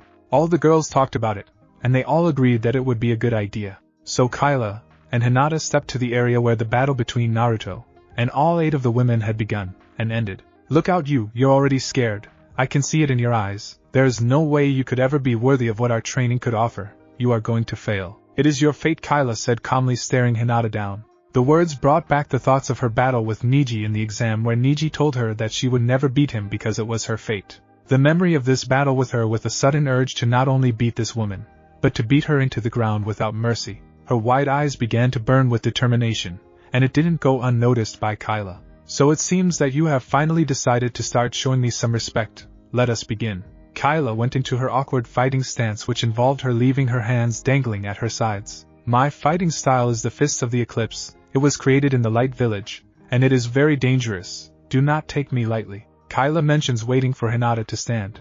Hinata got into her fighting stance, and explained to herself, "My fighting style is the Gentle Fist combined with the bloodline limit of the Hyuga clan." She activated her bloodline limit, and rushed at Kyla letting out a battle cry. To say that the fists were flying was an understatement. The whole battle was about a series of blocking hits to critical parts of each other's bodies. However, it was very evident that Kyla was much more methodical and deadly with her fighting style, and she wasn't even trying. But now Hinata was getting tired, and her guard was beginning to let down, which allowed Kyla to hit Hinata in some very painful areas. But Hinata wasn't a fool. She knew that Kyla was more powerful and skilled than she was showing. But she also knew that doing this was a very dangerous move because it put you in a fighting groove that made it really hard to get up to your full potential after the groove was established.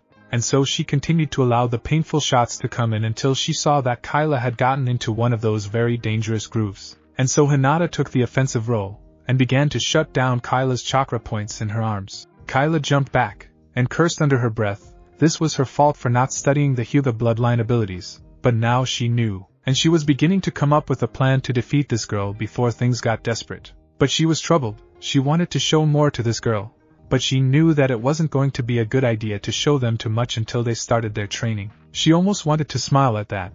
They had decided from the beginning to train the girl, but this was turning out to be too much fun. "Your bloodline limit along with your fighting style are good, but my style would make the combination great with some fine tweaking. For example, I am going to end this battle right now by exposing your bloodline limit only, and your greatest weakness," Kyla said with a rare smile before disappearing from sight. Hinata looked around nervously because she couldn't tell where the woman had gone.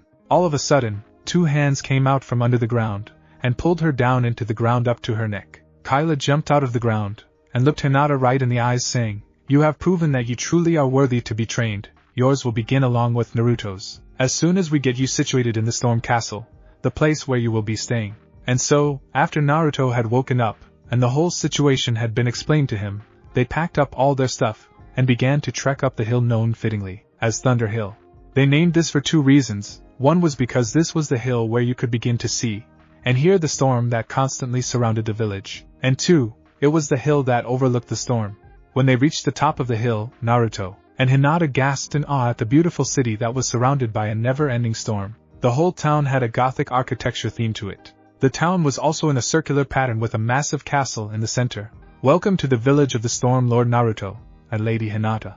"Welcome home," all 8 ladies said with smiles on their faces and pride in their eyes. And so, Naruto, Hinata, and the 8 women began the trek down the hill, and eventually came to the massive gates of the Storm Village. The guard halted them until he saw the 8 women, then he quickly apologized, and opened the gates so they could enter.